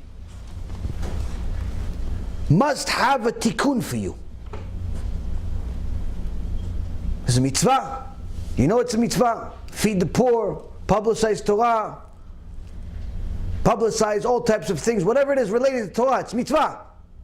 But all of a sudden, the money is like holding on to your pocket, like it doesn't want to leave. No, I don't want to leave. All of a sudden it's like tough, you're having a tough time letting it go. Like it's your lost friend, Benjamin, and you don't want him to go anywhere. All of a sudden you only want to give $18, even though you have 18,000 that you could burn for no reason. But you only want to give $18. You become stingy. The Arizal HaKadosh says 500 years ago, surely that mitzvah that you're stingy about has a specific tikkun for you. Because it's not supposed to be easy to do a tikkun. And then the Gaon Mivilna follows by saying, if the mitzvah that you're doing is a good mitzvah, then it'll come hard. It'll be hard to do it. But if fulfilling this mitzvah, you're giving tzedakah and it's easy for you to give tzedakah, be careful. There's something wrong. It's not supposed to be easy. If it's easy for you to give tzedakah to this organization, if it's easy to give tzedakah for this rabbi, double check. Something's wrong here. Why? It's not supposed to be easy. Why? Because it's tikkun. You're fixing a piece of your neshama. It's not supposed to be easy to fix something. You ever see somebody says, yeah, I just built this building. Just what an easy job? No, it's hard to build a building. It's even harder to fix a neshama. If it's hard for you to give, it's a good sign. If it's easy, something's wrong. You have to double check. Double check. After you've checked, no problem, that's good. You have to check every single time. Check. But you have to double check. But sometimes you have people say, no, I love the Torah. I love it. I want to publicize it. I'm just not sure how yet. So you tell them, listen, if you want, there's about 20 million Jews we know about. Only about 4 million of them keep Shabbat. Which means that only 4 million of them have even a chance of going to heaven. The other 16 million, no chance, unless they do tshuva. So how about you save a few of them? Sure, how? Let's give out another few 100,000 CDs. 100,000 CDs, $100,000. Even on the worst case scenario, half of them go to the garbage. Got 50,000 left. Out of the 50,000 left, let's say only 10,000 actually watch them. Out of the 10,000, 99% of them hate it. Only 100 like it. Meaning, a 1,000% actually did tshuva out of 100,000. Which is much lower than reality. But nonetheless, let's say that's the case. You still made it.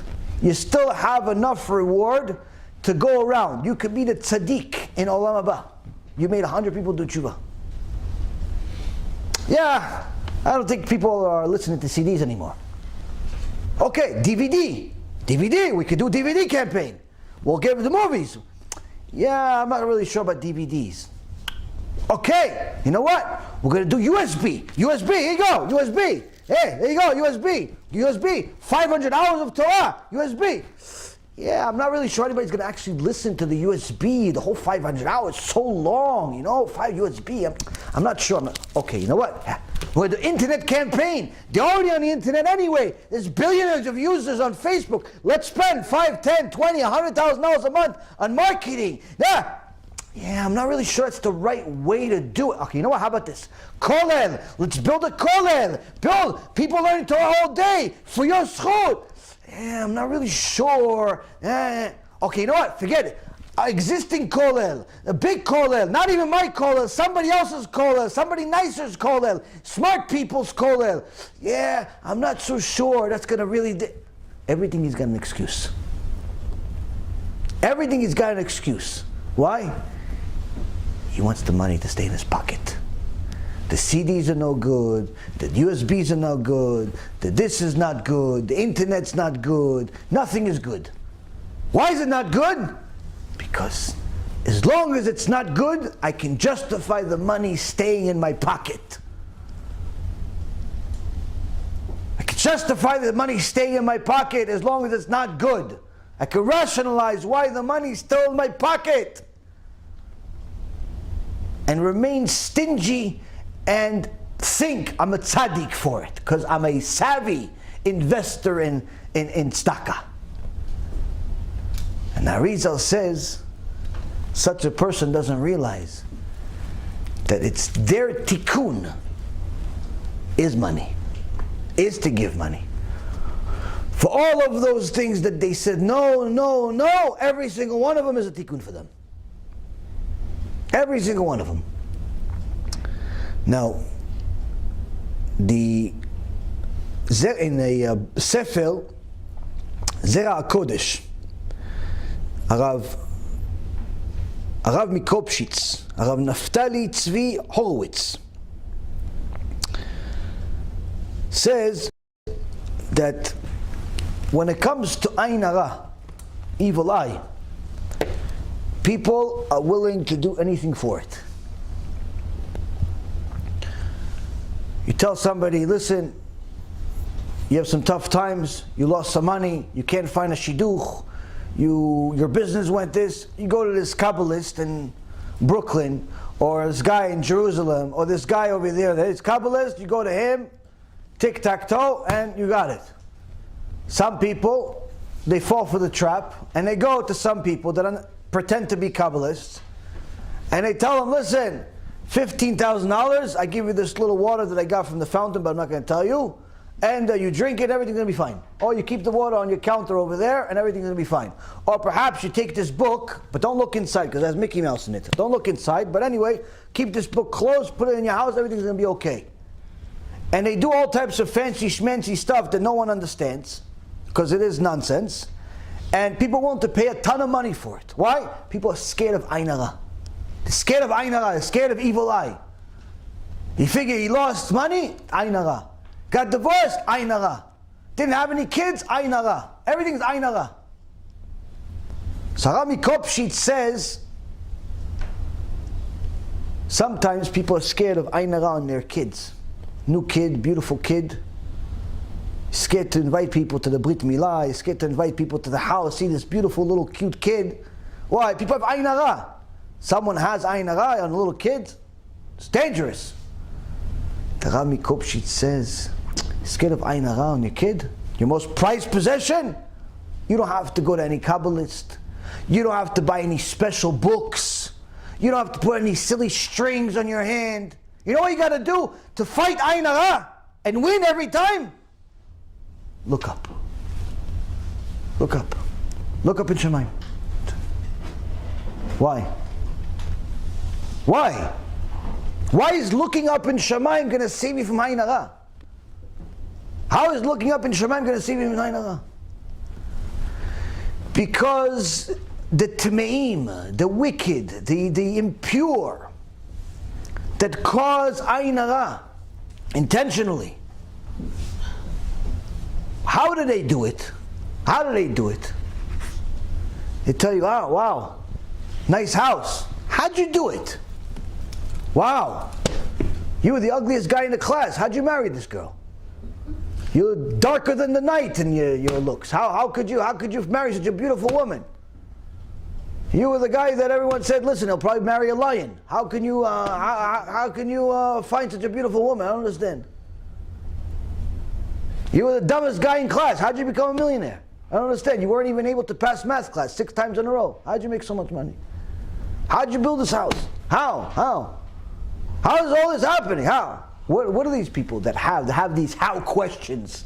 How did you marry this girl? How did you marry this guy? How did you make this money? How did you do? What are they doing? I know they're doing for sure. But what are they doing at the same time?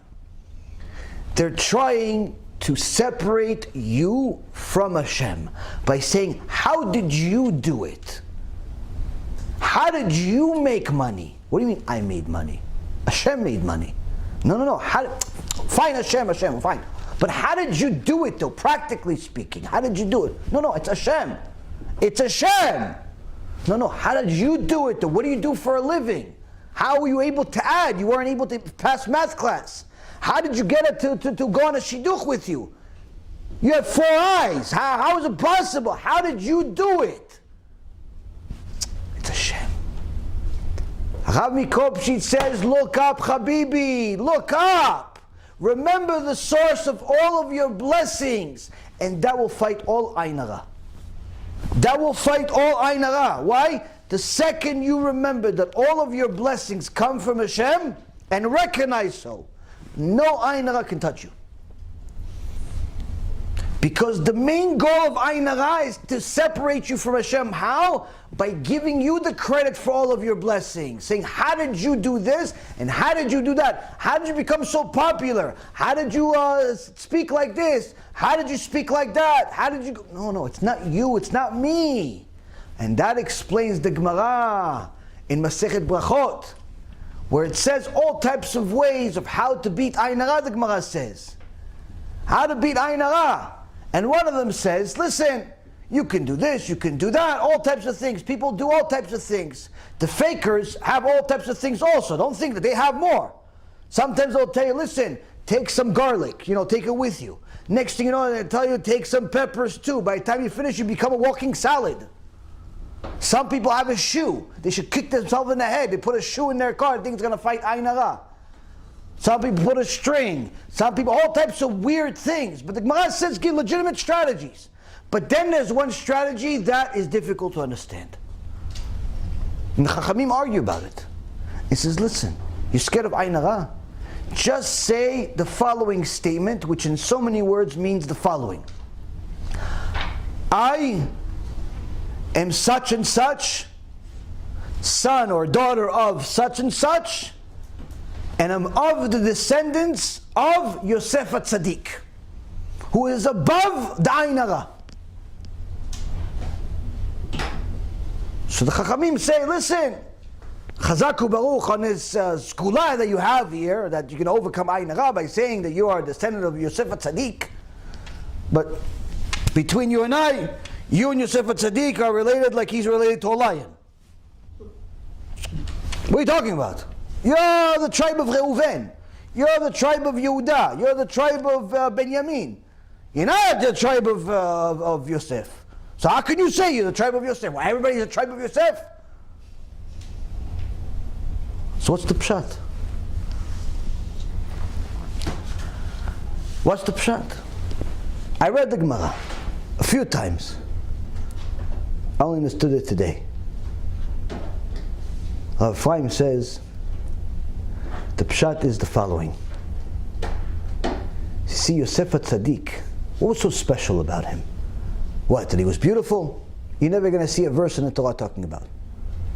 Other than his father says, Ben Porat Yosef, Ben Porat Ale Ayin.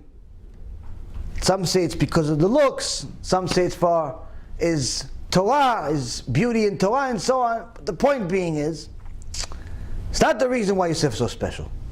There's other beautiful people in the world. What's so special about Yosef? He was in jail for a decade. Said one word the wrong way, Hashem put him there for another 2 years. After Vayiritzu min habor, they get him out, hurry him out of the bore, out of the hole that he's in for 12 years, because he gave some commentary on a dream.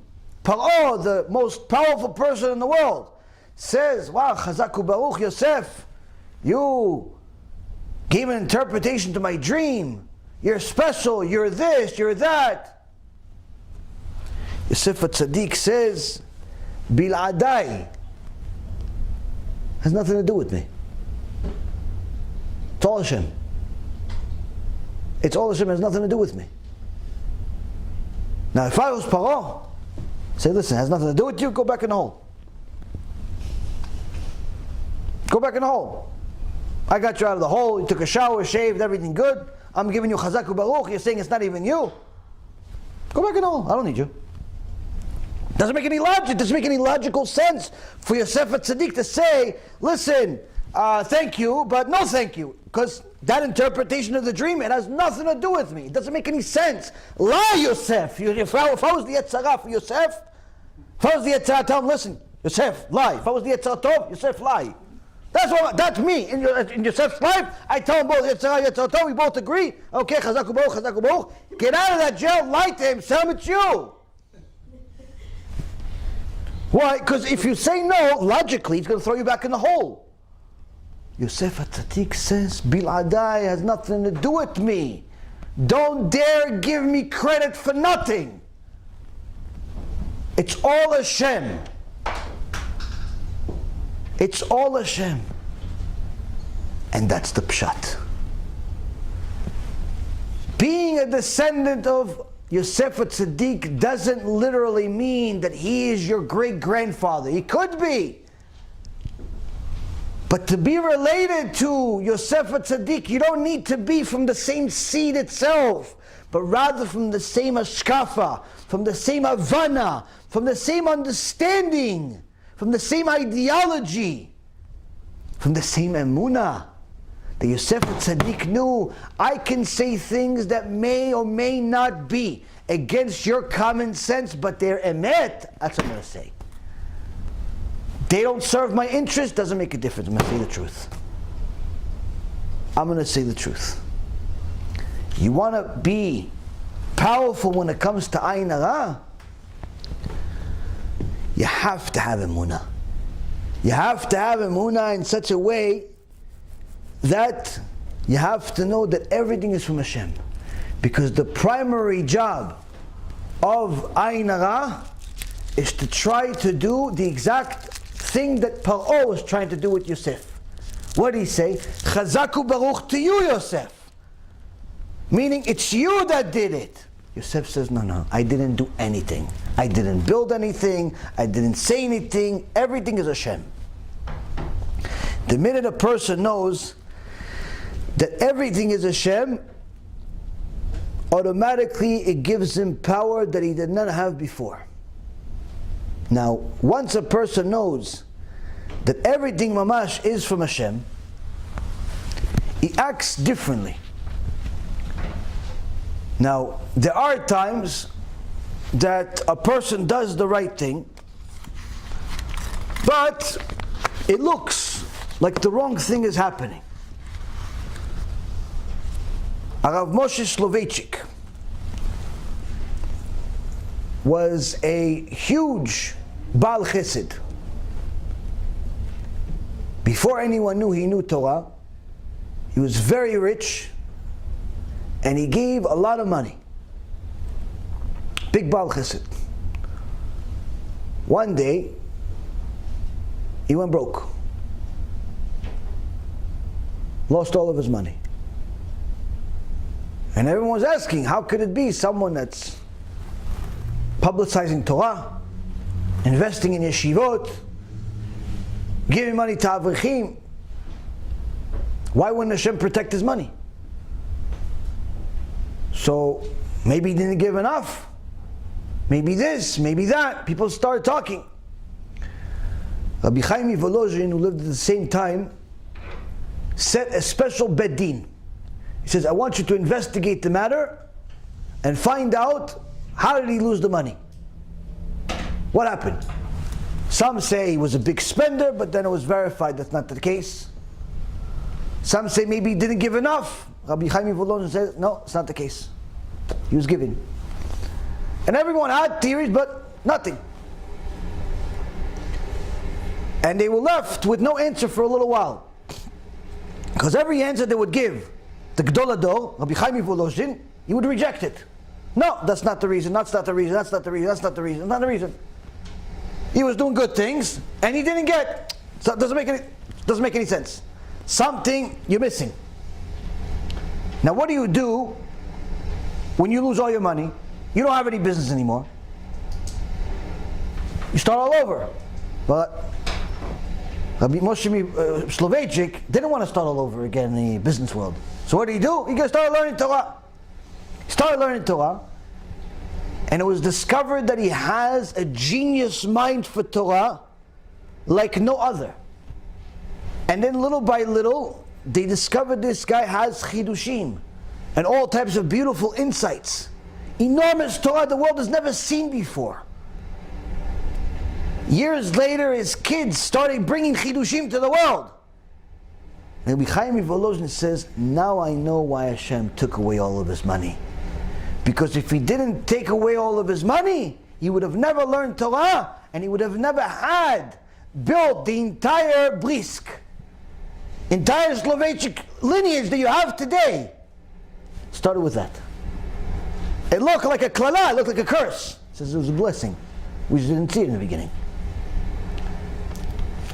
But the question is, if a person says, okay, I have emunah, I have Yirat Shamayim, Chofetz Chaim says, be smart and don't just save for rainy days, because the next rainy day is a mabul. How do I know what to do? Now sometimes we know what to do, but we need a little conviction. The Gemara in Masechet Sanhedrin, the same chelik that talks about Mashiach, end of days, and so on, page 92a, says one who teaches Torah in this world merits to teach Torah in Olam HaBa. The Gemara Bava Metzia, page 85a, says someone who teaches Torah to the son of his fellow merits to sit in the yeshiva of heaven. And anyone who teaches the son of an ignorant person Torah merits that even if HaShem signs a decree, He will cancel it for him. As it is written by the prophet Jeremiah, chapter 15, verse 19, if you bring forth an honorable person from a glutton, then you will be like my own mouth. So here we see that someone who teaches Torah to help people learn Torah, it's a big deal. Someone that teaches Torah to help people do tshuva, it's even a bigger deal. Why is it a bigger deal?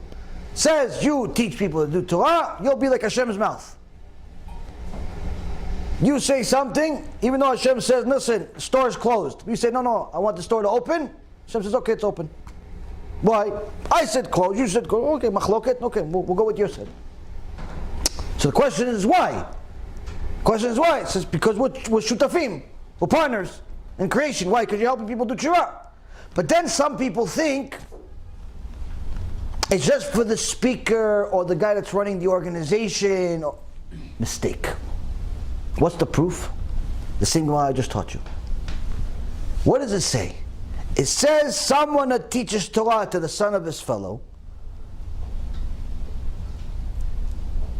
will merit to sit in the yeshiva of heaven.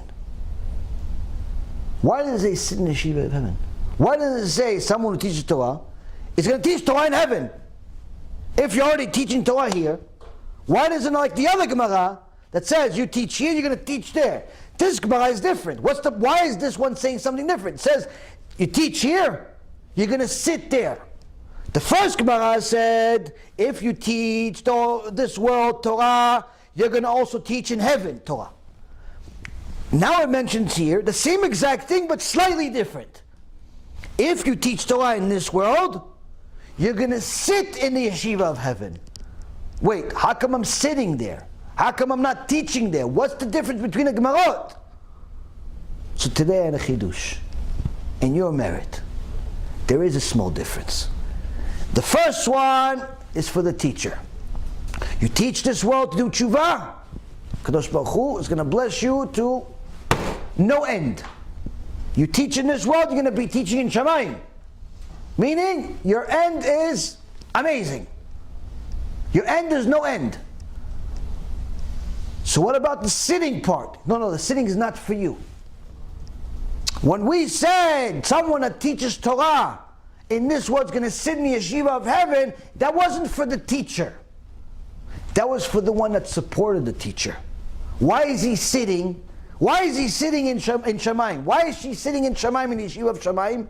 Because she's not a teacher. She's just, she works for Coca-Cola. She works for UPS. She works for some company. She makes a few $1,000s a month and she gives money. That's it. She's not a teacher of Torah. She's supporting the teacher. So therefore, in Shamayim, she has to finally learn Torah. So she supported the teacher, so she's counted as a teacher in this world. But in Shamayim, you still have to learn though. So you're going to sit over there. Why? Because you supported Torah in this world. So Rabotai Karim, it says to us, Rabotai, in the Gemara Masechet Sanhedrin 19b, anyone that teaches Torah to the public, it's as if you're a partner in creation because your students are like your children. And the Gemara Masechet Yomah, page 87a, says that anyone that is a mezakeh HaRabim, that supports Kiruv in any way, not just a teacher, en chet ba'al yado, sin does not come to his hand. Why? Hashem protects such a person that's constantly supporting Kiruv, so his students, whoever actually did tshuva from his contribution to Kiruv, whether it be teaching or making movies or donating or whatever it is, it'll be awful for them to be in heaven and he or she in Gehinnom. So Hashem gives the person that supports Kiruv a lot of extra protection from themselves. Now, when a person actually helps people do tshuva, what are they really doing here? When a person is investing his time, his effort into helping other people do tshuva, first and foremost, you have to look at it in a perspective of, what am I really stopping here? What am I really stopping? Now you got a person to keep Shabbat, either by CDs, USBs, you shared a lecture for free, whatever you did, but you got people to do tshuva. Now that person starts keeping Shabbat. Before that Shabbat, every Shabbat he would violate Shabbat 50, 60, 100, 200 times. Turn on the TV, turn on the lighter, turn on the gas, turn on the electric, press the gas, press the pedal, press this. He's violating. By the time Shabbat finishes, he violated Shabbat 200-300 times. That means 200-300 times he was supposed to get killed by Hashem instantly.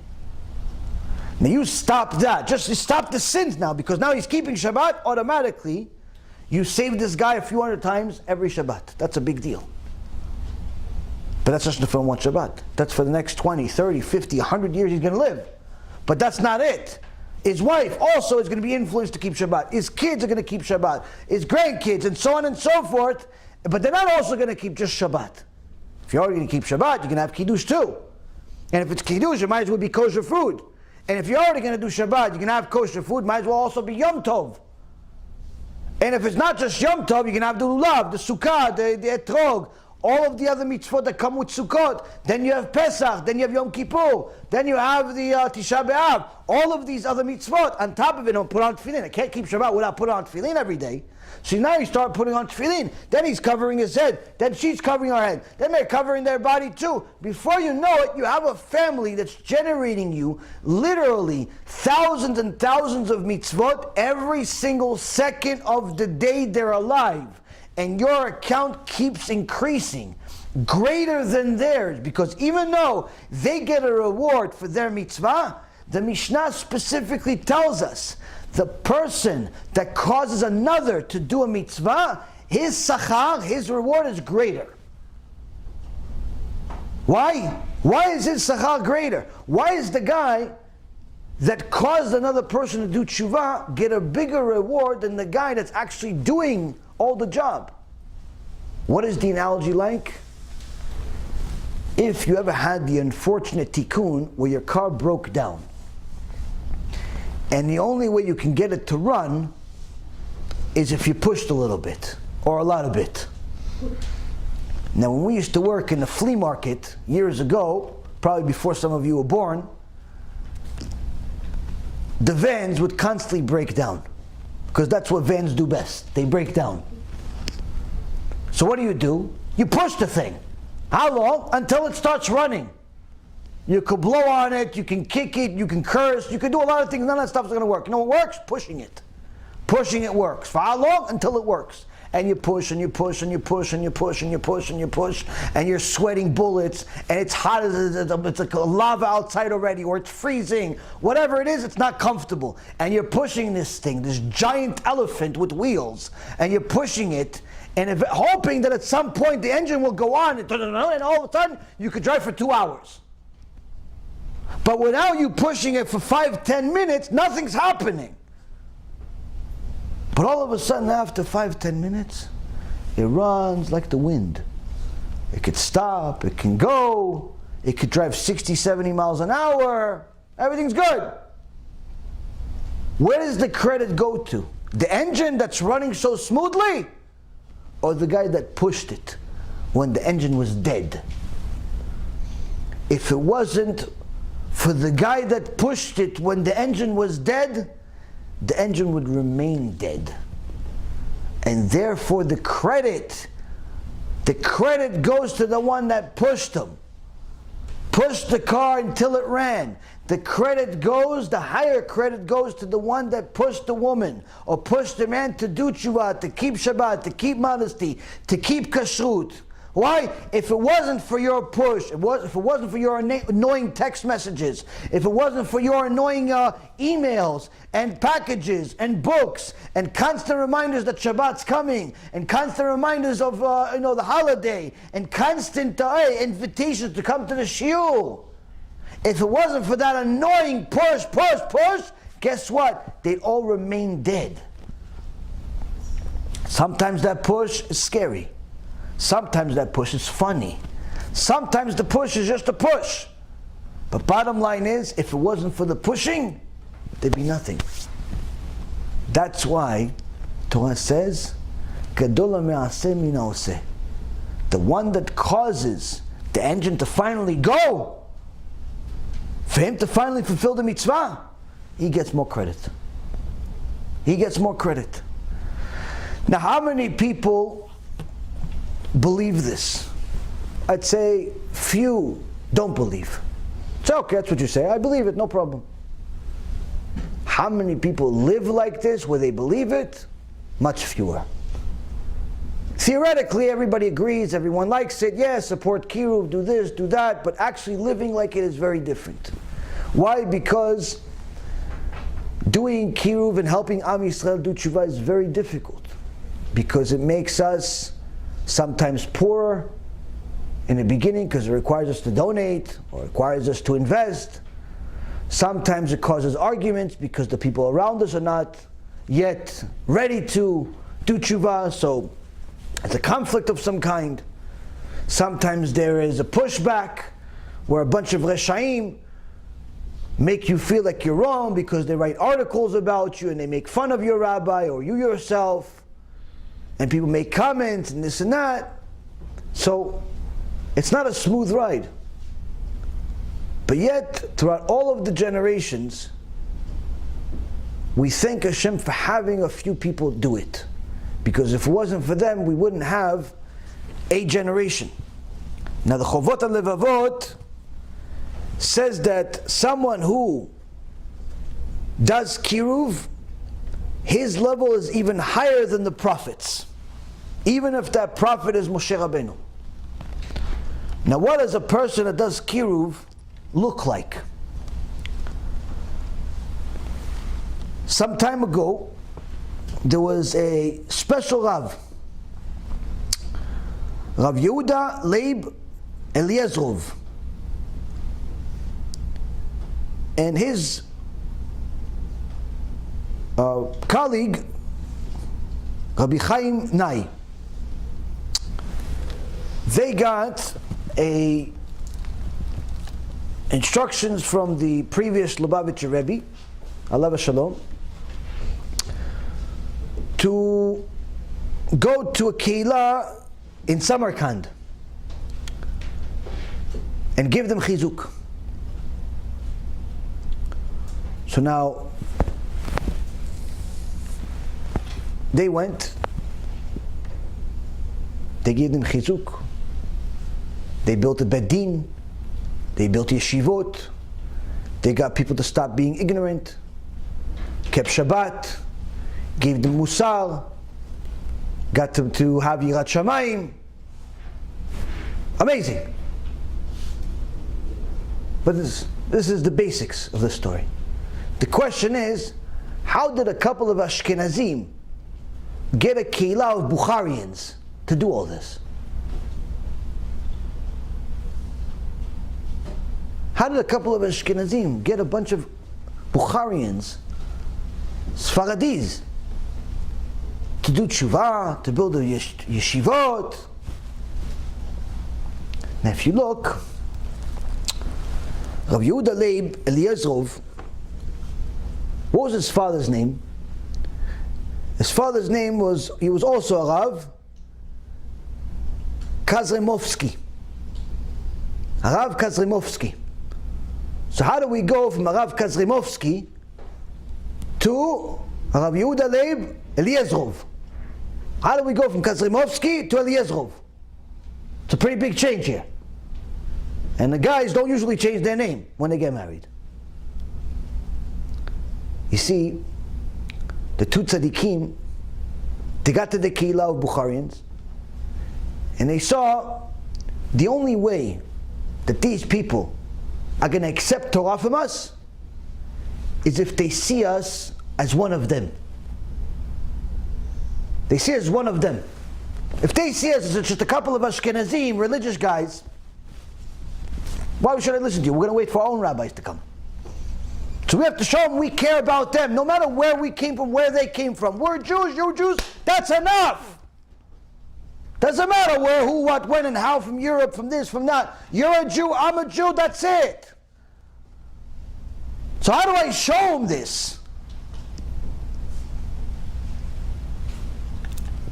So Rav Yehuda Leib Kazlimovsky says, I'm changing my name.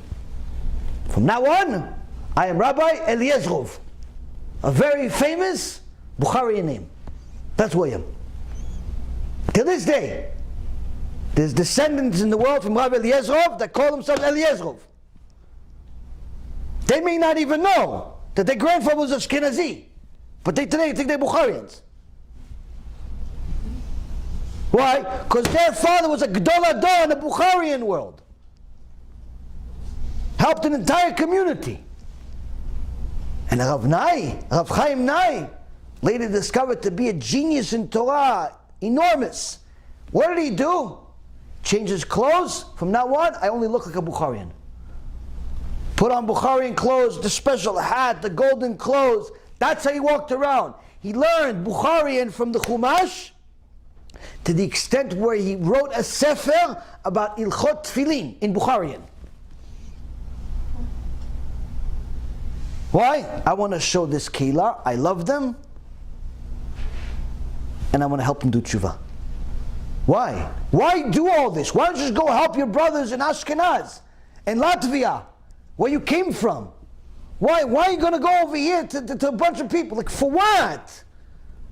There's a bunch of other people, a bunch of other communities. So no. This is where it's needed. This is where the Kiruv is needed. That's where I'm going to do it. Why? Do you know how much reward I'm going to get for this? You know, for all this investment, for changing my name, for changing my clothes, for looking like them so we could be one. You know how much I'm going to get for this? I'm going to become a partner with a Kadosh Baruch Hu. Does it get any better than that? Now sometimes everything I just said is a motivator. But sometimes people are motivated by reward and punishment. When it comes to reward and punishment, Arav Chida, and thereafter Rabbi Chaim Palaji, both say that if you go to somebody and you try to mikarev them, you try to help them do tshuva, keep Shabbat, keep Tarat Mishpacha,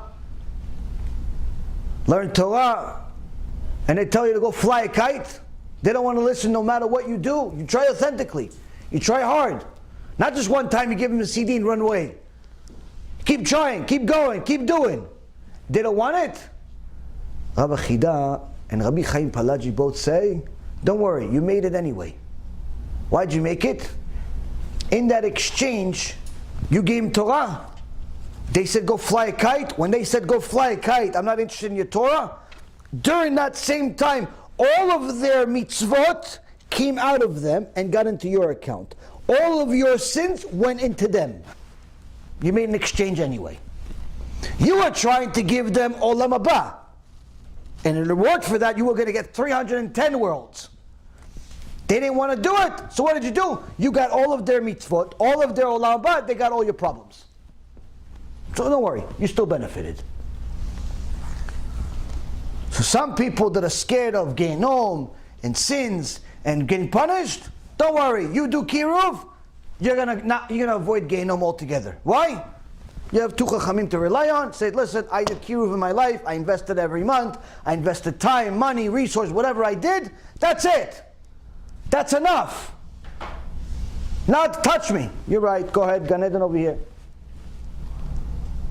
But then some people, they like no punishment, but they need a little extra. little extra, little flus. How we see it in the Sephardi world, flus. So in Tunis, where my ancestors come from, there was a Chacham about 100 years ago, a little over than that, Rabbi Yosef mi Tunis.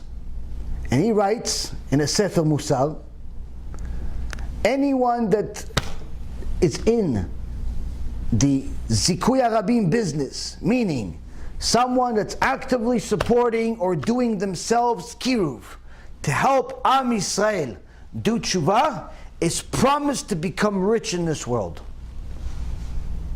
Why? Because as soon as HaShem sees that you are serious about your Kiruv, you're serious. It's not just something you're dabbling in just to see if it works. This is what you want to do. This is what you care about. This is why you work for some company in order to make money. Not because you want to work for the company so you could buy more houses. You're working to make money so you could do more Kiruv. You're doing all the different things to do more Kiruv, to help more people do tshuva. That's what you care about. As soon as Hashem says, this guy is real, this woman is real, they actually care about Am Yisrael, that means that he can no longer afford to have you waste your time chasing money. So what he's going to do? He's going to give you a bunch of it. So you don't have to worry about going to the office of the government to deal with some things. You just send your assistant. You don't have to worry about filling gas like the rest of us little people. Somebody else is going to do for you. You don't have to worry about moving every year because they keep kicking you out. No, we're just going to give you a house. Why? We can't afford for you to waste your time with regular stuff. So as soon as the Kadosh Baruch Hu sees you are serious about it, he'll give you money. More money than you even need. What do you have to rely on? What are the Chachamim from Tunis? So you see here, Rabotai Yekarim, we today learn another 4 aspects of what's happening and what we need to do. On one end, we have a generation of ignorant people that do not know the difference between right and wrong, primarily because of the shepherds that are not teaching us the right way and simply are hypocritical in many aspects. But that is not for us to concern ourselves with too much. We have to concern ourselves with not being part of the hypocrites, not supporting the hypocrites. The second thing is, we see that we have an entire generation of people that are yearning for the truth. But unfortunately, because there's not that much truth in the world, they're settling for the peel of the potato. Anyone that says anything remotely close to Torah, they give him a chazak u'baruch. Because there's not enough emet. And that's one of the prophecies that we learn about. And we have the commentary from the Rabbi Ponovich, who specifically tells us that the last generation is going to be hungry for Dvar Hashem. So with those 2 issues, what can we do about it? Simply do everything possible to share the emet with Am Yisrael.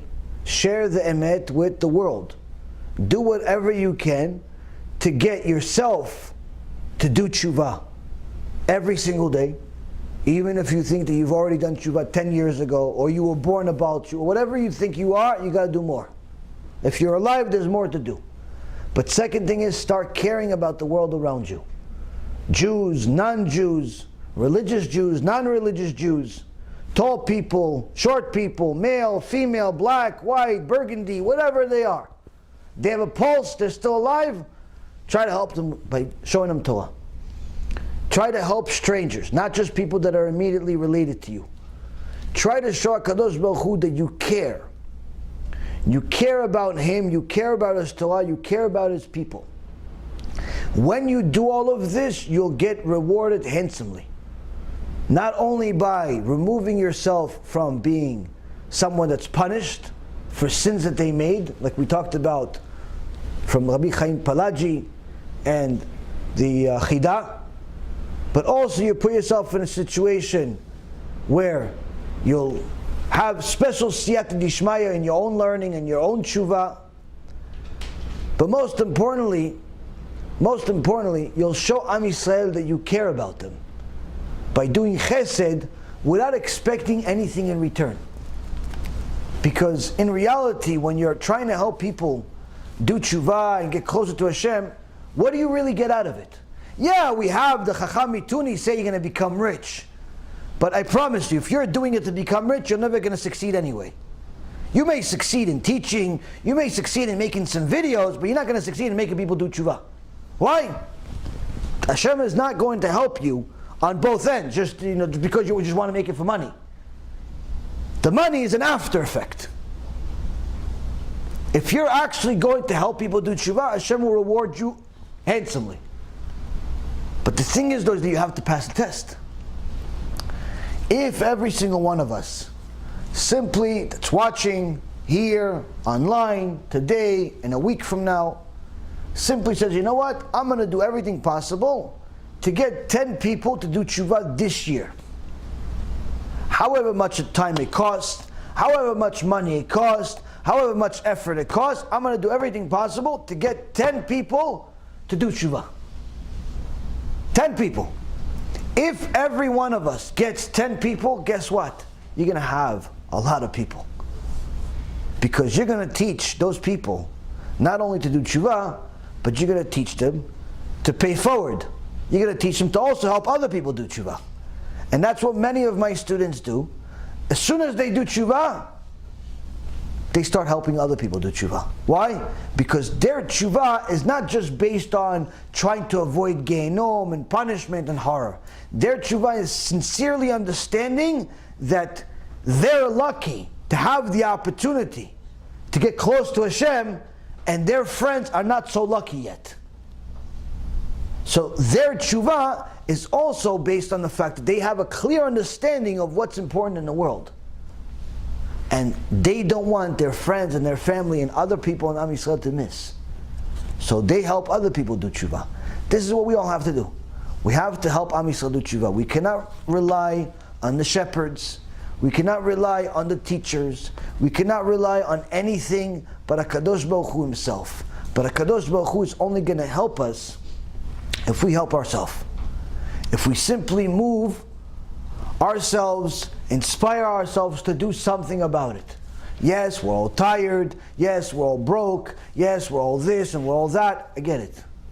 Reality is, the commandment's still on us. The commandment's still on us.